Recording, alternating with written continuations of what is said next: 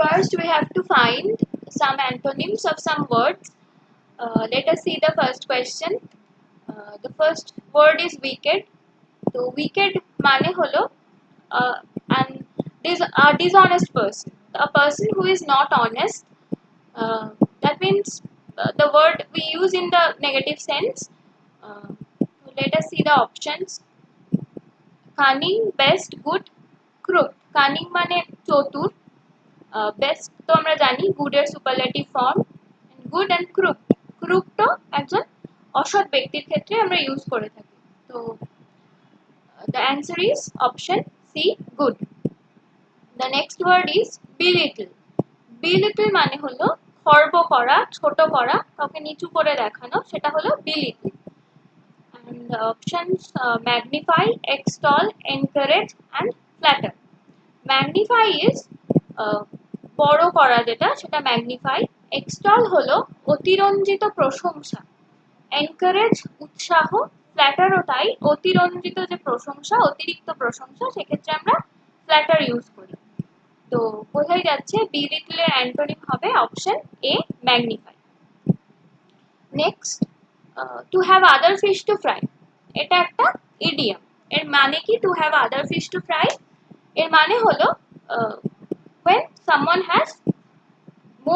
someone gives more importance to other words. হ্যাঁ, তো option গুলো আছে to cut the coat according to one's cloth, মানে যেরকম আয় বুঝে ব্যয় করা। To oil one's own machine, নিজের চরকায় তেল দেওয়া। To do the yeoman service, to do the yeoman service মানে কোনো ভালো কাজ করা, বাট ফর কোনো একটা টিম বা কোনো অর্গানাইজেশন, তার জন্য। To play the second fiddle মানে to play the subordinate role. তো to have other fish to fry এর সাথে অ্যান্টোনিমে to oil one's own machine মানে নিজের কাজ করাটাই appropriate, option B. Next novice. Novice হলো কোনো যে নতুন কোনো কাজে জয়েন করেছে একদম, সেক্ষেত্রে নোভিস, নিউ। অপশনস গুলো আছে new, weak, veteran and alien. Option C যেটা ভেটেরান, ভেটেরান মানে হলো অভিজ্ঞ, কোনো একজন এক্সপিরিয়েন্স পার্সন। তো সেক্ষেত্রে অপশন সি নোভিসের অ্যান্টোনিম হবে। তারপরে ট্রান্সপারেন্সি। ট্রান্সপারেন্সি মানে স্বচ্ছ। এবার অপশনস গুলো হেজিনেস, ট্রমা, টার্বিউলেন্স, ট্রানজিশন। বোঝাই যাচ্ছে হেজিনেস ফার্স্ট অপশন। হেজিনেস মানে অস্বচ্ছ, অস্পষ্ট, ট্রান্সপারেন্সির অপোজিট। Next, concerted. কনসার্টেড মানে হলো অর্গানাইজড। হ্যাঁ, তো united, joint, disorganised and mutual আছে আমাদের অপশন। তো কনসার্টেড যদি অর্গানাইজড হয় তাহলে তার অ্যান্টোনিমে হবে ডিসঅর্গানাইজড, তার মানে আমাদের option C. Next question, select the appropriate synonyms from the given option. ফার্স্টে আমরা অ্যান্টোনিমস ফাইন্ড করেছি, এখন আমাদের সিনোনিমস ফাইন্ড করতে হবে। First, maiden. মেইডেন মানে প্রথম যেটা। অপশন গুলো দেখি। Option A first, final, B, C তে লেটেস্ট, ডি তে কনক্লুডিং। তো বোঝাই যাচ্ছে ফাইনাল মানে সবার শেষ, লেটেস্ট মানে এক্ষুনি যেটা হলো, আর কনক্লুডিং মানে শেষ, উপসংহারে যেটা। আর ফার্স্ট প্রথম, তাহলে সিনোনিমে আমাদের অপশন এ ফার্স্ট হবে। তারপর দেখি ইমপ্রিউডেন্ট। ইমপ্রিউডেন্ট হলো এমন একটা কেয়ারলেসনেসের ছাপ আছে, যেখানে একটা অবিবেচক, অবিজ্ঞের মতো কোনো বিষয়, সেটা হলো ইমপ্রিউডেন্ট। তাহলে অপশন এ রেসপন্সিবল হবে না, রিমার্কেবল নয়, কেয়ারলেস অপশন সি তে, এবং অপশন ডি তে অ্যাবসলিউট। তো অপশন সি কেয়ারলেস আমাদের right answer. Next, bland. Bland মানে নিরস। হ্যাঁ, পেটি, ইনসিপিড। ইনসিপিড বি, ইনসিপিড মানেও কিন্তু নিরস। তো ব্ল্যান্ডের সাথে সিনোনিম যাবে ইনসিপিড। Next, rebuke. রিবিউক মানে স্কল্ড, বকা দেওয়া যেটা। Admired, beaten, abused and reprimanded. Admired প্রশংসা, বিটেন হবে না, অ্যাবিউজ। অ্যাবিউজ কিন্তু বকা নয়, অ্যাবিউজ হলো অসম্মান, বকা আর অসম্মান কিন্তু এক নয়। তো অপশন ডি রেপ্রিম্যান্ডেড। রেপ্রিম্যান্ডেড মানেও কিন্তু স্কল্ডিং, তাহলে সেক্ষেত্রে কিন্তু রিবিউকের সাথে সিনোনিম হিসাবে যাবে option D reprimand. Next immense, immense মানে খুব বেশি এবং আসন্ন, এই দুটো সেন্সে আমরা ইমেন্স কথাটা ইউজ করি। ইনক্রিজ, ডিক্রিজ, অ্যাম্প্লিফাই আর ম্যাগনিফাই। অ্যাম্প্লিফাই কিন্তু ইমেন্সের সিনোনিম, যে প্রচন্ড বা আসন্নর ক্ষেত্রে আমরা ইমেন্স শব্দটা ব্যবহার করি এবং এর সিনোনিম হবে amplify. Next, choose the correct options from the given alternatives. এখানে ওয়ান ওয়ার্ড ইউ ফাইন্ড করতে হবে, a husband ruled by his wife.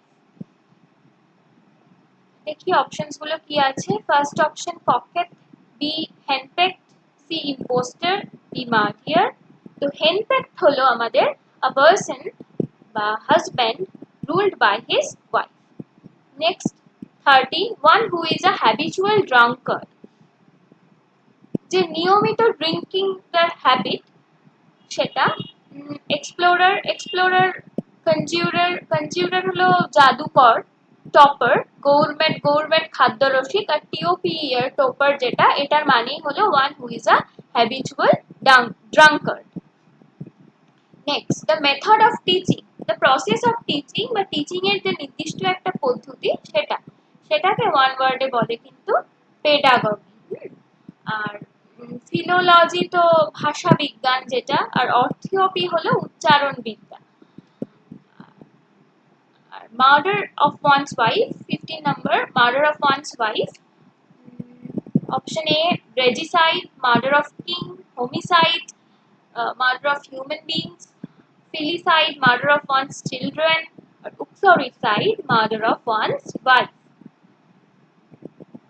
Find out the young one of an exact category. তো আমাদের ফোল আছে, এটা আমাদের খুঁজে বের করতে হবে অপশনস গুলোর মধ্যে কাদের ইয়ং ওয়ান্স কে ফোল বলা হয়। এস, এ ডাবল এস, হ্যাঁ, অপশন এ। আর বার্ড এর নেস্টলিং বাকিগুলো তো আমরা জানি। তো অ্যাসের যে ইয়ং ওয়ান তাদেরকে ফোল বলা হয়। 17, কিড, কাদের ইয়ং ওয়ান কি কিড বলে? গোটের ইয়ং ওয়ান কে, অপশন এ, গোটের ইয়ং ওয়ান কে কিড বলে। তারপর আছে choose the right idiomatic expression from the options given below. সঠিক যে ইডিয়মস সেটা খুঁজে বের করতে হবে। এই 3 নম্বরে রয়েছে টার্ন আর ডিফ ইয়ার, মানে এটা পড়ে বোঝা যাচ্ছে যে এটার মিনিংটা হলো গিয়ে কোনো কিছুকে যদি কেউ লেস ইম্পর্টেন্স দেয়, কোনো অ্যাটেনশন না দেয়, তো সেটাই হলো টার্ন আর ডিফ ইয়ার। তার মানে option C, does not pay any attention. Next question, foot the bill, foot the bill, to pay for something, যদি কোনো কিছুর জন্য পে করা হয়, মূল্য দিয়ে দেওয়া হয়, তো সেটা হলো to foot the bill, option D. Next, talking through one's hat, মানে হলো ইররেলিভেন্ট কথাবার্তা বলা, ননসেন্স টক করা, সেটাকে বলে talking through one's hat. Options গুলো দেখি। Talking insultingly, talking irresponsibility, irresponsibly, talking ignorantly, talking nonsense.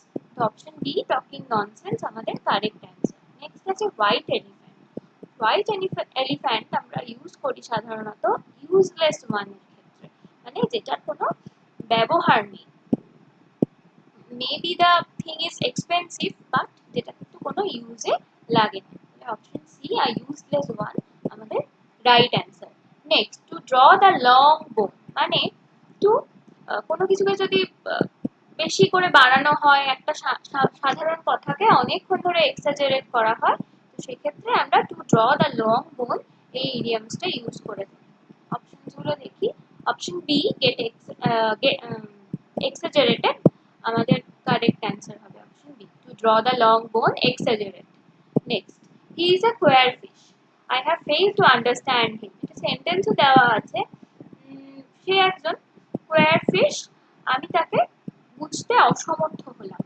তো কোয়ার ফিশ, কাউকে যখন আমরা বুঝতে পারি না তখন তার মানে নিশ্চয়ই সে একটু অদ্ভুত ব্যক্তি। অপশনসগুলো দেখি। কোয়ার ফিশের সাথে অপশন সি, স্ট্রেঞ্জ পারসন, কিন্তু আমাদের রাইট অ্যান্সার। কোয়ার ফিশ ইডিয়ামস এর ইডিওমেটিক এক্সপ্রেশনটার রাইট অ্যান্সারটা হলো strange person. Fill in the blanks with appropriate prepositions. My feeling for him is akin dash pity. Akin এর সাথে কিন্তু appropriate preposition akin to pity হয়। এই সেন্টেন্সটার মানে হচ্ছে যে আমি তার প্রতি সিম্প্যাথাইজড, সেক্ষেত্রে কোনো একজন ব্যক্তির প্রতি আমার সিম্প্যাথি আছে, সেই জন্য আমি বলতে পারি my feeling for him is akin to pity. Next, there was a great applause at the conclusion dash the concert, মানে কনসার্টের শেষে, কোনো একটা অনুষ্ঠানের শেষে প্রচুর একটা বিরাট অভিবাদন হলো, যেরকম হয়, খুব হাততালি, খুব উচ্ছ্বাস, great applause, conclusion of the concert. Of হলো আমাদের কারেক্ট অ্যান্সার, মানে অপশন ডি। এখন আমরা যে প্রশ্নগুলো নিয়ে আলোচনা করব সেটা হচ্ছে ইতিহাসের প্রশ্ন। তো যাই হোক, আমাদের 26 নম্বর থেকে আমাদের ইতিহাসের প্রশ্নগুলো দেখব। 26 নম্বর প্রশ্নে বলা হচ্ছে Taxila was famous site of. Taxila স্থানটি কিসের জন্য বিখ্যাত? আমরা জনপদ পড়ার সময় খেয়াল করেছি যে উত্তর পশ্চিম ভারতের দিকে একটি জনপদ ছিল গান্ধার জনপদ, যার রাজধানী হচ্ছে তক্ষশিলা। তো এই তক্ষশিলা স্থানটিতে আমাদের গান্ধার আর্ট গড়ে উঠেছিল। বলা হয় যে এটি খ্রিস্টপূর্ব প্রথম শতাব্দীর মধ্যভাগ থেকে প্রায় 500 খ্রিস্টাব্দ পর্যন্ত উত্তর পশ্চিম ভারতে এটি দেখা যায়। অর্থাৎ ব্যাকটেরীয় গ্রিকগণ যে শিল্পরীতি সূচনা করেছিল তাই পরবর্তীকালে শক ও কুষাণরা আমাদের দেশে নিয়ে আসে। বিশেষ করে কুষাণ বংশের সম্রাট কনিষ্ক এই গান্ধার আর্টের প্রতি অনুরক্ত ছিলেন। গ্রিক, রোমান ও ভারতীয় শিল্পরীতির সংমিশ্রণে গান্ধার আর্ট গড়ে উঠেছিল। অর্থাৎ গান্ধার আর্টের বিশেষত্বই হচ্ছে যে যদি বুদ্ধিস্ট মূর্তি গড়া হয় তাতে মাংসপেশি বহুল হবে, মাংসপেশি বহুল বাহু হবে, তার কুঞ্চিত চুল হবে, ঝোলা কান হবে, অর্ধ অর্ধ নির্মিলিত চোখ হবে। যাই হোক, কুষাণ যুগে এই গান্ধার আর্ট দারুণভাবে ফ্লোরাইজড করে এবং গান্ধার আর্টের মূল বিষয়বস্তুই হচ্ছে বুদ্ধ এবং বৌদ্ধ ধর্ম। অর্থাৎ আমাদের অ্যান্সার হবে সেক্ষেত্রে Gandhara art. Next question, which ruler was contemporary of both Buddha and Mahavira? Buddha এবং মহাবীরের সমসাময়িক নিচের কোন শাসক? জৈন টেক্সট আমাদের বলছে যে মহাবীরের শিষ্য ছিলেন হচ্ছে বিম্বিসার। আবার বুদ্ধ টেক্সট এই তো তথ্য দাবি করে যে গৌতম বুদ্ধ তার এনলাইটমেন্ট পাওয়ার পূর্বে, অর্থাৎ বুদ্ধত্ব লাভের পূর্বে বিম্বিসারের সাথে দেখা করেছিলেন এবং বলেছিলেন যে তিনি এনলাইটমেন্ট পাওয়ার পর তিনি বিম্বিসারের রাজধানী পরিদর্শনে আসবেন। তো এক্ষেত্রে আমাদের অ্যান্সার হবে বুদ্ধ এবং মহাবীরের সমসাময়িক ছিলেন বিম্বিসার। এই প্রশ্নটির ক্ষেত্রে আবার অন্যভাবে দেখা যায় যে অনেক সময় এই ধরনের প্রশ্ন হয় যে বুদ্ধ এবং মহাবীর কোন রাজার শাসনকালে মারা যান? সেক্ষেত্রে আমাদের অ্যান্সার হবে অজাতশত্রু। কিন্তু এখানে বলা হচ্ছে which ruler was contemporary of both Buddha and Mahavir, সেক্ষেত্রে আমাদের অ্যান্সার হবে বিম্বিসার। নেক্সট কোশ্চেনে যাই, Titumir was associate with the movement. Titumir কোন মুভমেন্টের সাথে যুক্ত ছিলেন? এখানে আমাদের অ্যান্সার হবে ওয়াহাবি। আব্দুল ওয়াহাব নামে এক জনৈক ব্যক্তি আরবে ইসলাম ধর্মের মধ্যে যে কুসংস্কার ছিল সেগুলিকে দূর করে মোহাম্মদ প্রদর্শিত পথে তিনি ইসলাম ধর্মকে নতুনভাবে প্রতিষ্ঠা করতে চেয়েছিলেন। তার এই নতুন ধর্মকে বলা হচ্ছে ওয়াহাবি এবং তার ধর্মমত হচ্ছে ওয়াহাবিবাদ। ভারতবর্ষে এই ওয়াহাবি আন্দোলনের প্রতিষ্ঠাতা ছিলেন উত্তরপ্রদেশের রায়বেরেলি সৈয়দ আহমেদ। বাংলায় এই ওয়াহাবি আন্দোলনের নেতা ছিলেন হচ্ছে গিয়ে মীর নিসার আলী, অর্থাৎ তিতুমির, যিনি নারকেলবেরিয়া গ্রামে, বাদুরিয়ার থানার অন্তর্গত নারকেলবেরিয়া গ্রামে যিনি বাঁশের কেল্লা তৈরি করেছিলেন। তার আন্দোলন ছিল মূলত স্থানীয় জমিদার নীলকর এবং ব্রিটিশদের বিরুদ্ধে। তো নারকেলবেরিয়া গ্রামে বাঁশের কেল্লা তৈরি করে তিনি নিজেকে সেখানকার স্বাধীন বাদশাহ হিসাবে ঘোষণা করেন। যাই হোক, পরবর্তীকালে লর্ড উইলিয়াম বেন্টিং 1831 খ্রিস্টাব্দে বাঁশের কেল্লার বিরুদ্ধে বা তিতুমিরের বিরুদ্ধে অভিযান চালান এবং 1831 খ্রিস্টাব্দে অভিযান চালিয়ে তিতুমির মারা যান। এটি বারাসাত বিদ্রোহ নামেও খ্যাত। অর্থাৎ তিতুমির যে মুভমেন্টটির সাথে যুক্ত সেটাই হচ্ছে ওয়াহাবি আন্দোলন। নেক্সট প্রশ্ন আমরা দেখছি, শ্রীকৃষ্ণ বিজয় কাব্য ওয়াজ কম্পোজড বাই। শ্রীকৃষ্ণ বিজয় কাব্যটি কে রচনা করেন? এক্ষেত্রে আমাদের অ্যান্সার হচ্ছে মালাধর বসু। তিনি বাঙালি কবি ছিলেন। 1473 থেকে 1480 খ্রিস্টাব্দের মধ্যে তিনি তার এই গ্রন্থটি প্রকাশ করেন। রুকনুদ্দিন বরবক শাহ তাকে গুন্ডাজ খাঁ উপাধি দিয়েছিলেন এবং তিনি নুসরত শাহের পৃষ্ঠপোষকতায় সংস্কৃত ভাগবতকে তিনি বাংলায় অনুবাদ করেছিলেন। অর্থাৎ শ্রীকৃষ্ণ বিজয় কাব্যের রচয়িতা হচ্ছেন মালাধর বসু। পরের কোশ্চেন আমরা দেখতে পাচ্ছি যে Sandhyakar Nandi was the court poet of the. Sandhyakar Nandi court poet কোন বংশের ছিলেন?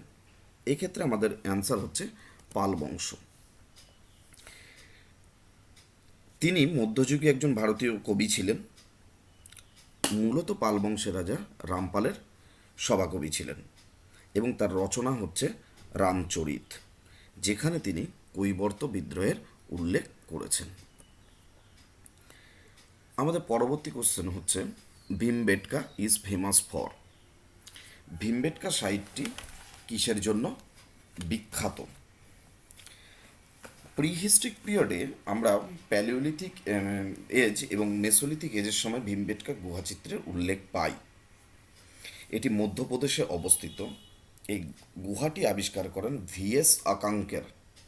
1957 খ্রিস্টাব্দে তিনি এটি আবিষ্কার করেন। 1970 খ্রিস্টাব্দে ইউনেস্কো এটিকে ওয়ার্ল্ড হেরিটেজ সাইট বলে ঘোষণা করে এবং এই ভীমবেটকা বিখ্যাত হচ্ছে রক পেন্টিংয়ের জন্য। এবং এখানে যে চিত্রগুলি আঁকা হয়েছিল, যে প্যালিওলিথিক এজ বা মেসোলিথিক এজে যে চিত্রগুলি অঙ্কিত হয়েছিল তার কালার তখনও যেমন ছিল এখনও তেমনই দেখা যায়। অর্থাৎ ভীমবেটকা গুহা চিত্র অর্থাৎ রক পেন্টিংয়ের জন্য বিখ্যাত। আমাদের হচ্ছে অ্যান্সার হচ্ছে রক পেন্টিং। নেক্সট কোশ্চেন হচ্ছে হু past the local self government. স্থানীয় স্বায়ত্তশাসন অ্যাক্টকে পাস করেন? এক্ষেত্রে আমাদের অ্যান্সার হচ্ছে লর্ড রিপন, যার সময়কাল হচ্ছে 1880 থেকে 84 খ্রিস্টাব্দে এবং তিনি স্থানীয় স্বায়ত্তশাসনের জনক হিসাবেই পরিচিত।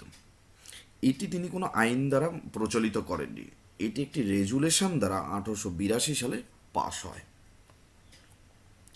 পরবর্তী প্রশ্ন হচ্ছে Charvaka was the name of a.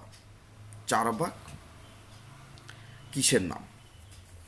ভারতীয় দর্শনগুলির মধ্যে চারবাক দর্শন হচ্ছে একটি অন্যতম দর্শন, যারা দর্শন তত্ত্বে অর্থাৎ অস্তিত্বের তত্ত্বে মানে যা কিছু ইন্দ্রিয় দ্বারা গৃহীত হয় সেই তত্ত্বে বিশ্বাসী। তারা বলেন যে মৃত্যুর পর যে আত্মার অস্তিত্বে তারা বিশ্বাসী নয়, কারণ তারা সেই আত্মাকে দেখতে পায় না দেখে তারা সেটাকে বিশ্বাস করে না এবং তারা ভাবে যে ইহলৌকিক এবং পরলৌকিক বলে কিছু নেই, যা আছে এই জীবনে মানুষকে সেই সুখ ভোগ করে যেতে হবে। অর্থাৎ তারা বলেন ঋণং কৃত্যা ঘৃতং পিবেত, অর্থাৎ ইহজগতে সুখ ভোগের জন্য প্রয়োজন পড়লে ঋণ করে ঘিও খাওয়া যেতে পারে। অর্থাৎ ইহলৌকিক সুখের দিকেই ভোগবিলাসের দিকেই এই তত্ত্ব বিশ্বাসী হচ্ছে চারবাক দর্শন। তো যাই হোক, Charvaka was the name of A religious school of thought. একটি ধর্মীয় চিন্তাভাবনা হচ্ছে চারবাক নাম। নেক্সট কোশ্চেন হচ্ছে হিন্দু মেলা ওয়াজ অর্গানাইজড বাই। হিন্দু মেলা সংগঠনটি গড়ে ওঠে 1867 খ্রিস্টাব্দে। কে করেন? নবগোপাল মিত্র। 1867 খ্রিস্টাব্দে এটি চিতপুরের রাজা নরসিংহচন্দ্র বাহাদুরের বাগানে একটি জাতীয় মেলার আয়োজন করা হয়েছিল। প্রথমে এর নাম ছিল জাতীয় মেলা কিন্তু এর চৈত্র সংক্রান্তিতে অনুষ্ঠিত হয়েছিল বলে এর নাম পরবর্তীতে চৈত্র মেলাও হয় এবং তারপরে হিন্দু মেলায় আসে। যাদের মূল লক্ষ্য ছিল যে জাতীয় ঐক্যবোধ বৃদ্ধি করা, সামাজিক উন্নতি করা, শিক্ষাদান, সাহিত্য, শিল্প, সঙ্গীত, স্বাস্থ্য অর্থাৎ সর্বাঙ্গীন এক উন্নতির দিকে, এবং যাদের দূরবর্তী একটা লক্ষ্য ছিল ভারতের রাষ্ট্রীয় স্বাধীনতা অর্জন করা। যাই হোক, এই হিন্দু মেলার মুখপত্র ছিল ন্যাশনাল পেপার। পরবর্তী কোশ্চেন দেখি, Indian civil service was introduced during the governor generalship. কোন গভর্নর জেনারেলের সময় ইন্ডিয়ান সিভিল সার্ভিসের প্রবর্তন ঘটে? এক্ষেত্রে আমাদের অ্যান্সার হচ্ছে কর্নওয়ালিস। বলা হয় যে ব্রিটিশ রাজত্বকালে ওয়ারেন হেস্টিংস ইন্ডিয়ান সিভিল সার্ভিসের ভিত্তি স্থাপন করেছিলেন, কিন্তু কর্নওয়ালিস এটিকে সম্পূর্ণভাবে সংস্কার করেন, আধুনিকীকরণ করেন এবং যুক্তিযুক্ত করে তোলেন। তো যার জন্যই কর্নওয়ালিসকে ইন্ডিয়ান সিভিল সার্ভিসের জনকও বলা হয়। পরবর্তী কোশ্চেন আমাদের, which Indian ruler was made prisoner of the revolt of 1857? কোন ভারতীয় শাসক 1857 বিদ্রোহে বন্দী হন? 1857 খ্রিস্টাব্দের বিদ্রোহে আমরা জানি দিল্লির মুঘল সম্রাট বা আমাদের শেষ মুঘল সম্রাট ছিলেন দ্বিতীয় বাহাদুর শাহ বা বাহাদুর শাহ জাফর, যাকে বিদ্রোহীরা সম্রাট হিসাবে ঘোষণা করেছিলেন। কিন্তু এই 1857 খ্রিস্টাব্দের বিদ্রোহের পর বাহাদুর শাহ জাফরকে বা দ্বিতীয় বাহাদুর শাহকে গ্রেপ্তার করা হয় এবং তাকে রেঙ্গুনে নির্বাসনও দেওয়া হয়েছিল। অর্থাৎ অ্যান্সার হবে বাহাদুর শাহ জাফর। আমাদের পরবর্তী question, which of the following Indian state Akbar could not annexe? কোন রাজ্যটি আকবর তার দখল করেননি? সেটা হচ্ছে আমাদের অ্যান্সার হচ্ছে আসাম।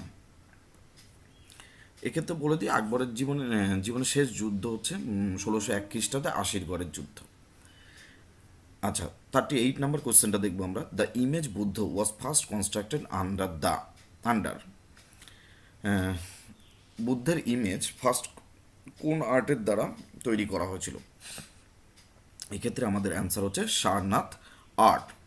এটা হচ্ছে উত্তরপ্রদেশের গঙ্গা যমুনা সঙ্গমস্থলে যে বারাণসী, সেই বারাণসী থেকে খুব কাছেই অবস্থিত সারনাথ অঞ্চলে এটা গড়ে তোলা হয়েছিল। বিশেষ করে কোন জিনিসটাকে প্রাধান্য দেওয়ার জন্য, যে গৌতম বুদ্ধ তার এনলাইটমেন্ট পাওয়ার পর সর্বপ্রথম শিক্ষাদান করেছিলেন তার 5 জন শিষ্যকে। এই 5 জন শিষ্যকে যেখানে শিক্ষা দান করেছেন সেই স্থানটি হচ্ছে সারনাথ, এবং এই সারনাথ আর্টের অনুকরণেই গৌতম বুদ্ধের প্রথম মূর্তি নির্মাণ করা হয়েছিল। During the reign of which Sultan Genghis খা ইনভেডেড ইন্ডিয়া? বলছে কোন সুলতানের সময় চেঙ্গিস খা ভারতবর্ষ আক্রমণ করে? কোয়েশ্চেনটির ক্ষেত্রে একটু বলে রাখা দরকার যে চেঙ্গিস খা ভারতবর্ষ আক্রমণ করেনি। চেঙ্গিস খা 1221 খ্রিস্টাব্দে ভারতবর্ষের উত্তর পশ্চিম সীমান্তে উপস্থিত হন। কার পেছন ধাওয়া করে? যে জালালউদ্দিন মঙ্গোবার্ণী, যিনি খিবার অধিপতি ছিলেন। তো জালালউদ্দিন মঙ্গোবার্ণী আমাদের দিল্লির সুলতান ইলতুৎমিশের আশ্রয় প্রার্থনা করেন, কিন্তু ইলতুৎমিশ চেঙ্গিস খার সম্ভাব্য আক্রমণের কথা বুঝতে পেরে তিনি ইলতুৎমিশ সেই আক্রমণ আর কি জালালউদ্দিন মঙ্গোবার্ণীর অনুরোধকে রাখেননি বা প্রত্যাখ্যান করেন, ফলে চেঙ্গিস খা ভারতবর্ষ আর আক্রমণ করেনি। এক্ষেত্রে আমাদের অ্যান্সার হচ্ছে ইলতুৎমিশ। 40 নম্বর কোশ্চেনটা দেখব, to which Sufi orders did Sheikh Nasiruddin Chirag belong to? কোন সুফি সম্প্রদায় থেকে শেখ নাসিরুদ্দিন মোহাম্মদ চিরাগ বিলং করেন? এক্ষেত্রে আমাদের হচ্ছে চিস্তি সম্প্রদায়। অ্যান্সার, খাজা মঈনুদ্দিন চিস্তি 1206 খ্রিস্টাব্দে ভারতে চিস্তি সম্প্রদায়ের প্রতিষ্ঠা করেন। এই যে শেখ নাসিরুদ্দিন মোহাম্মদ চিরাগ, ইনি ছিলেন নিজামুদ্দিন আউলিয়ার শিষ্য, যিনিও চিস্তি সম্প্রদায়ের একজন গুরু।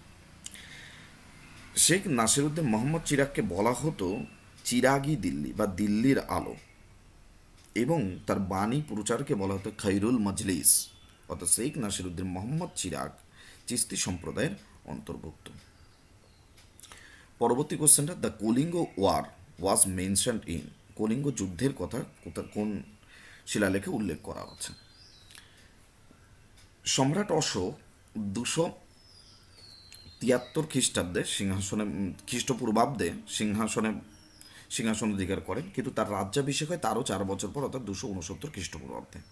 বলা হয় তার রাজ্যাভিষেকের অষ্টম বর্ষে কিংবা মতান্তরে নবম বর্ষে তিনি কলিঙ্গ আক্রমণ করেছিলেন, অর্থাৎ 261 কিংবা 60 খ্রিস্টপূর্বাব্দে সম্রাট অশোক কলিঙ্গ আক্রমণ করেন এবং কলিঙ্গকে পরাজিত করেন।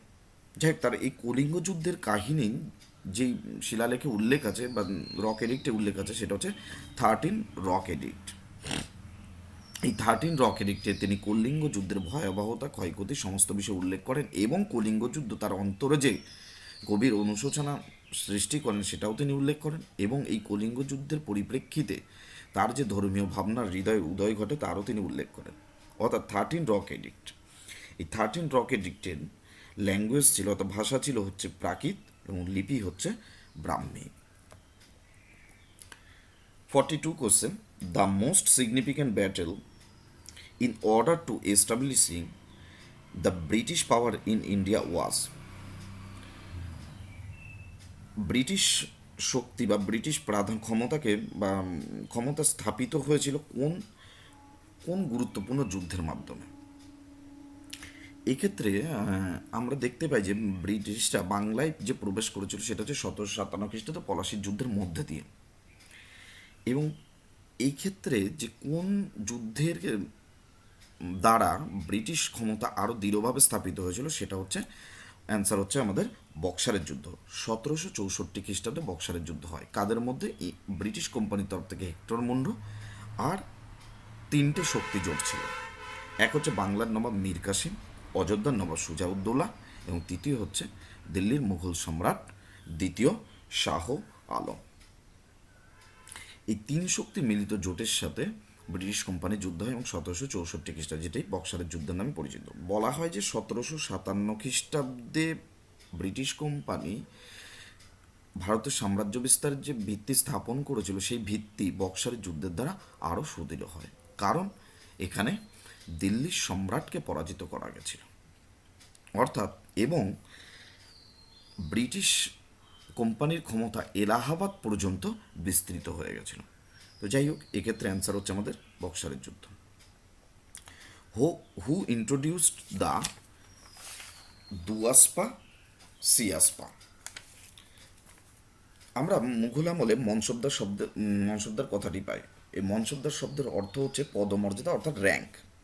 এই মনসবদার অন্তর্ভুক্ত ছিল জাট ও সওয়ার, অর্থাৎ একটু খোলাভাবে বলতে গেলে বলা যায় যে কোনো ব্যক্তি বা যদি ব্যক্তির জাট থাকে 1000 এবং সওয়ার অর্থাৎ ঘোর সংখ্যা থাকে 1000, অর্থাৎ জাটও 1000 ঘোড়সওয়ারও 1000, তাহলে সেই ব্যক্তির র্যাঙ্ক হচ্ছে অনেক সর্বোচ্চ র্যাঙ্ক তার। কিন্তু জাট 1000 সওয়ার 500, সেক্ষেত্রে একটু নিম্ন র্যাঙ্ক। জাহাঙ্গীর কি চালু করলেন? জাহাঙ্গীর চালু করলেন হচ্ছে দুয়াসপা সিয়াসপা সিস্টেম, অর্থাৎ জাটের সংখ্যা 1000, দুয়াসপার ক্ষেত্রে একটা জাটের এগেনস্টে ঘোড়সওয়ার থাকবে 2টো, অর্থাৎ 1000 জাট হলে ঘোড়সওয়ার থাকবে হচ্ছে 2000।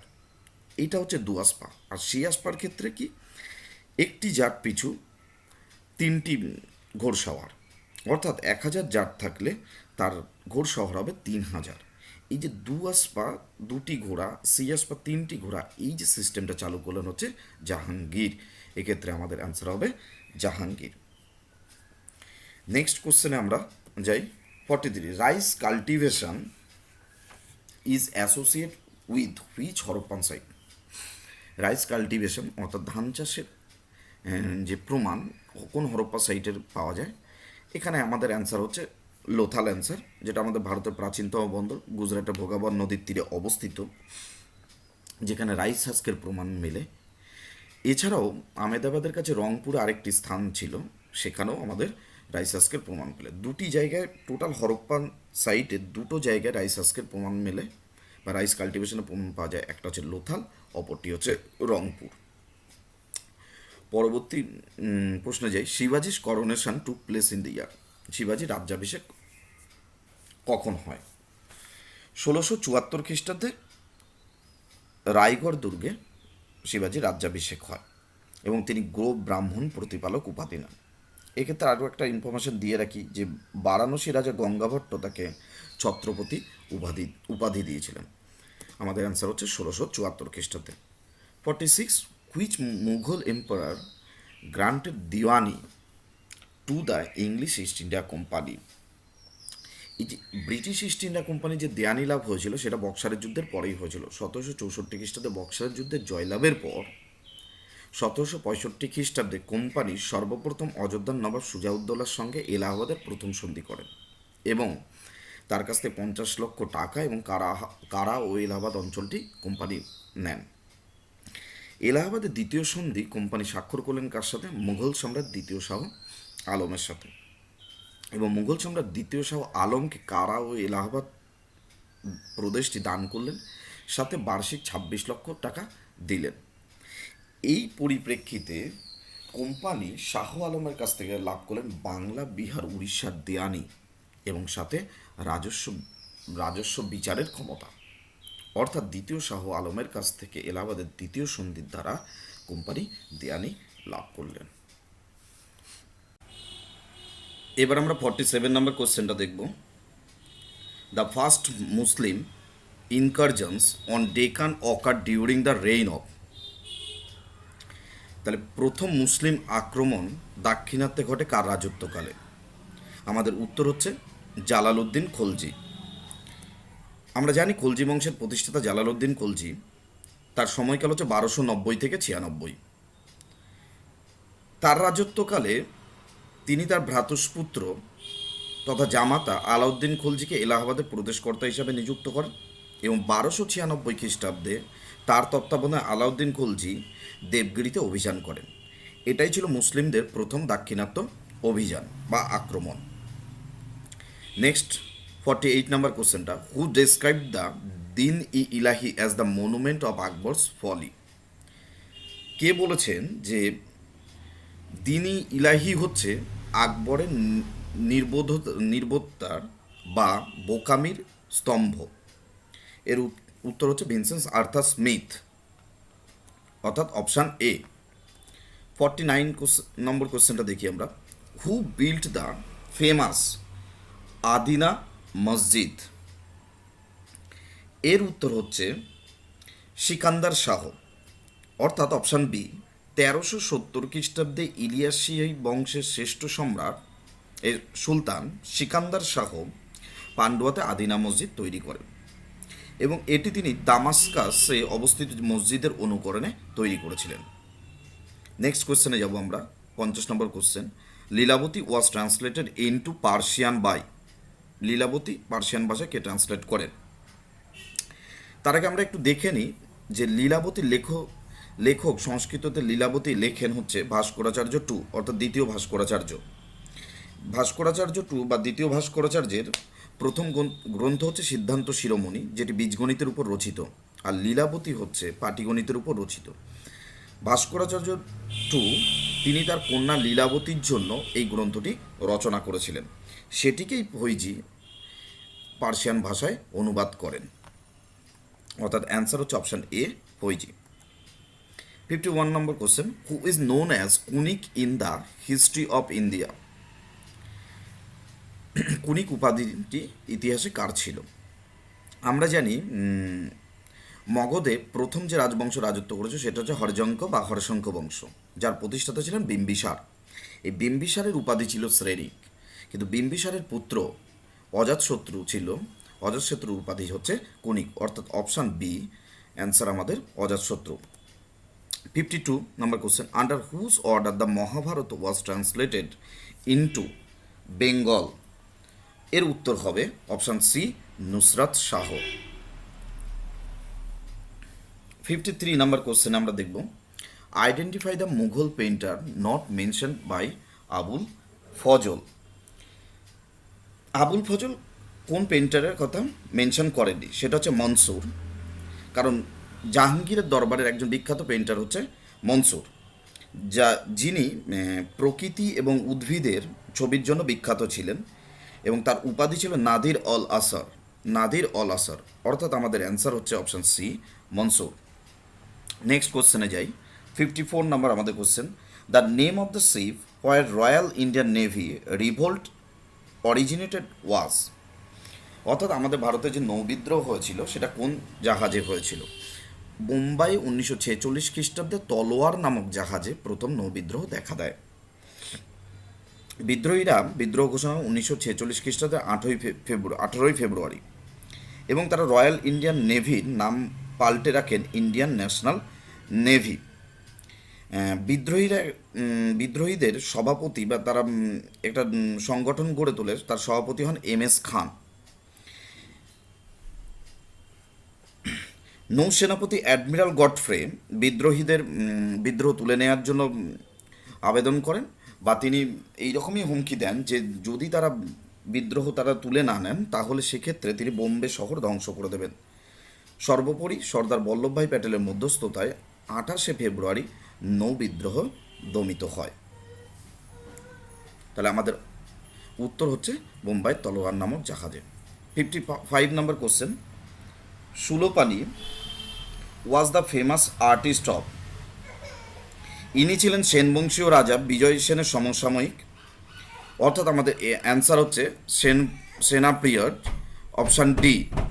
এবার আমরা 56 নম্বর কোশ্চেনটা দেখব। The Gurmukhi script was introduced by, Gurmukhi স্ক্রিপ্টটি কে ইন্ট্রোডিউস করান বা প্রবর্তন করেন? আমাদের অ্যান্সার হচ্ছে অপশান সি, গুরু অঙ্গদ হচ্ছে গুরুমুখী লিপির প্রবর্তন ঘটান। একটু যদি দেখি, গুরু রামদাস তিনি আকবরের কাছ থেকে 500 বিঘে জমি পান এবং একটি পুকুর পান, যেখানে তিনি অমৃতসর স্বর্ণ মন্দিরটি স্থাপন করেন। গুরু গোবিন্দ যিনি ছিলেন হচ্ছে দশম গুরু, তিনি খালসা বাহিনী এবং পঞ্চকয়ের প্রবর্তন ঘটান। 57 নম্বর কোশ্চেন, গীত গোবিন্দম বাই কবি জয়দেব ওয়াজ রিটেন ইন, কবি জয়দেব গীত গোবিন্দ রচনা করেন সংস্কৃত ভাষায়, অর্থাৎ অ্যান্সার হচ্ছে আমাদের অপশান বি, সংস্কৃত। তিনি ছিলেন সেন বংশের রাজা লক্ষণ সেনের রাজসভা অলঙ্কৃত করেছিলেন হচ্ছে কবি জয়দেব। এই ক্ষেত্রে কবি জয়দেব যে গীত গোবিন্দ রচনা সেটি হচ্ছে সংস্কৃত ভাষায়। 58 নম্বর question, which Mughal ruler conferred the title of Raja on Rammohan Roy and requested him to go to England to Pella for a hike in the emperor's pensions? কোন মুঘল সম্রাট রামমোহনকে রাজা উপাধি দিয়েছেন? সেক্ষেত্রে আমাদের অ্যান্সার হচ্ছে, আমরা সবাই জানি, দ্বিতীয় আকবর সম্রাটকে, এই রাজা রামমোহন রায়কে রাজা উপাধি দেন এবং তিনি রিকোয়েস্ট করেন রাজা রামমোহনকে ইংল্যান্ডে গিয়ে তার পেনশন বৃদ্ধির জন্য। 59 নম্বর question, Khudai Khidmatgar is popularly known as, Khudai খিদমতগারের প্রবর্তক হচ্ছেন আমাদের সীমান্ত গান্ধী খান আব্দুল গফর খান। এই খুদা-ই খিদমতগাররা লাল কুর্তা বাহিনী নামে পরিচিত, অর্থাৎ আমাদের অপশন সি হচ্ছে অ্যান্সার, রেড শার্টস। 60 নম্বর question, the Muslim League join the interim government in, Muslim League ভারতে অন্তর্বর্তী সরকারে যোগদান করে 1946 খ্রিস্টাব্দের অক্টোবর মাসে, অর্থাৎ অ্যান্সার হচ্ছে আমাদের option A, 1946। Which battle dash the Hopes of duplex to establish an empire in India? এখানে আমরা 4টে যুদ্ধের উল্লেখ পাচ্ছি। প্রথম কর্ণাটক যুদ্ধ, দ্বিতীয় কর্ণাটক যুদ্ধ, ব্যাটেল অফ বন্দিবাস, থার্ড বা তৃতীয় কর্ণাটকের যুদ্ধ। প্রথম কর্ণাটক যুদ্ধের যদি সময়কাল দেখি আমরা 1746 থেকে 48 খ্রিস্টাব্দ। সেকেন্ড কর্ণাটক যুদ্ধ 1749 থেকে 54 খ্রিস্টাব্দ। এই দুটো যুদ্ধেই দুপ্লে নেতৃত্ব দেন এবং এই দুটো যুদ্ধের মাধ্যমে তিনি ফরাসি আর কি কোম্পানিকে ভারতের সাম্রাজ্য বিস্তারের স্বপ্ন বা ভারতের উপনিবেশে বিস্তারের স্বপ্ন দেখেছিলেন। ব্যাটেল অফ বন্দিবাস 1760 খ্রিস্টাব্দ এবং থার্ড কর্ণাটিক ওয়ার হচ্ছে 1756 থেকে 63। এই ক্ষেত্রে আমাদের অ্যান্সার হচ্ছে option B, second Karnataka war. 62 number কোশ্চেনটা, which was the first English news paper in India? ভারতে প্রথম ইংলিশ নিউজ পেপারই হচ্ছে দ্য বেঙ্গল গেজেট। 1780 খ্রিস্টাব্দে James Augustus Hicky Bengal gazette প্রথম সাপ্তাহিক ইংরেজি পত্রিকা প্রবর্তন করেন। এটি হিকির গেজেট নামেও পরিচিত। যাই হোক, এটি ছিল ভারতের প্রথম সাপ্তাহিক ইংরেজি ভাষায় পত্রিকা, দ্য বেঙ্গল গেজেট। 63 নম্বর কোশ্চেনটা দেখব, who referred to the movement of 1857 as the first war of national independence? 1857 খ্রিস্টাব্দের মধ্যে প্রথম স্বাধীনতা যুদ্ধ কে বলেছেন? এখানে অ্যান্সার হচ্ছে আমাদের ভিডি সাভারকার, বিনায়ক দামোদর সাভারকার। তিনি দ্য ওয়ার অফ ইন্ডিপেন্ডেন্স 1857 তার গ্রন্থে 1857 খ্রিস্টাব্দের মহাবিদ্রোহকে ভারতের প্রথম স্বাধীনতা যুদ্ধ বলে অভিহিত করেছেন, অর্থাৎ অ্যান্সার হচ্ছে B Savarkar. 64 number question, who was the editor of Kesari? Kesari পত্রিকার সম্পাদক কে ছিলেন? কেশরী পত্রিকার সম্পাদক ছিলেন বালগঙ্গাধর তিলক। বালগঙ্গাধর তিলক 1881 খ্রিস্টাব্দে, এটি ছিল একটি মারাঠি ভাষায় পত্রিকা। কেশরী পত্রিকার সম্পাদক ছিলেন হচ্ছে বালগঙ্গাধর তিলক, অর্থাৎ অপশান বি হচ্ছে আমাদের answer. 65 number question, the first viceroy of India was? ভারতের প্রথম ভাইসরয় কে ছিলেন? এই ক্ষেত্রে আমরা দেখব যে 1857 খ্রিস্টাব্দে সিপাহী বিদ্রোহের পর 1858 খ্রিস্টাব্দের 1 নভেম্বর মহারানী ঘোষণাপত্রের দ্বারা কোম্পানি শাসনের অবসান ঘটে এবং বলা হয় যে মহারানীর হয়ে ভারতে একজন রাজপ্রতিনিধি ভারতবর্ষকে শাসন করবে। অর্থাৎ এই রাজপ্রতিনিধি কে হবেন? সে রাজপ্রতিনিধির পদটাই হবে ভাইসরয় পদ। অর্থাৎ ভারতবর্ষের যিনি শেষ গভর্নর জেনারেল ছিলেন লর্ড ক্যানিং, তাকেই প্রথম ভাইসরয় হিসাবে নিযুক্ত করা হয়। অর্থাৎ অ্যান্সার হচ্ছে অপশান বি লর্ড ক্যানিং। অর্থাৎ যিনি হচ্ছেন শেষ গভর্নর জেনারেল, তিনিই আবার প্রথম viceroy. 66 number question, Lord Mayo, the Governor General of India, was murdered in? Lord মেয়োকে হত্যা করেছিল শের আলী আফ্রিদি, যিনি শের আলী নামেও পরিচিত। 1872 খ্রিস্টাব্দে লর্ড মেয়োকে তিনি আন্দামানে হত্যা করেন। অর্থাৎ অপশান সি হচ্ছে আমাদের answer. 67 number question, in the time of quit India movement who was the director general of Tamluk? ভারত ছাড়ো আন্দোলনের সময় তমলুকে তাম্রলিপ্ত জাতীয় সরকার প্রতিষ্ঠা করেছিলেন কে? সতীশচন্দ্র সামন্ত। অপশান সি হচ্ছে আমাদের অ্যান্সার। সতীশচন্দ্র সামন্ত তমলুকে তাম্রলিপ্ত জাতীয় সরকার গঠন করে। কোন কোন থানা নিয়ে? সুতাহাটা, নন্দীগ্রাম, মহিষাদল এবং তমলুক। এই 4টি থানাকে কেন্দ্র করে তিনি তাম্রলিপ্ত জাতীয় সরকার গঠন করেছিলেন এবং 1942 খ্রিস্টাব্দের 17 ডিসেম্বর থেকে 1944 খ্রিস্টাব্দের 8ই আগস্ট পর্যন্ত এই সরকার টিকে ছিল। যাই হোক, আমাদের অ্যান্সার হচ্ছে অপশান সি। 68 নাম্বার কোশ্চেন দেবো, who was the viceroy of India when the quit India movement started? Bharat ছাড়ো আন্দোলন শুরু হওয়ার সময় ভারতের গভর্নর জেনারেল কে ছিলেন বা ভাইসরয় কে ছিলেন? আমরা জানি ভারত ছাড়ো 1942 খ্রিস্টাব্দ।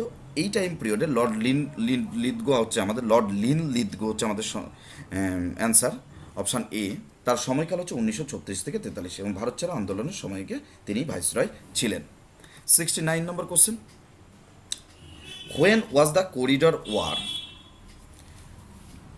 In writers building Calcutta was for? এই করিডর যুদ্ধ বা রাইটার্স বিল্ডিং আক্রমণ বা যেটি ইতিহাসে অলিন্দ যুদ্ধ নামে খ্যাত, কী হয়েছিল? বেঙ্গল ভলেন্টিয়ার্সের 3 ছাত্র ছিলেন, একজন হচ্ছে বিনয় বসু, বাদল গুপ্ত ও দীনেশ গুপ্ত।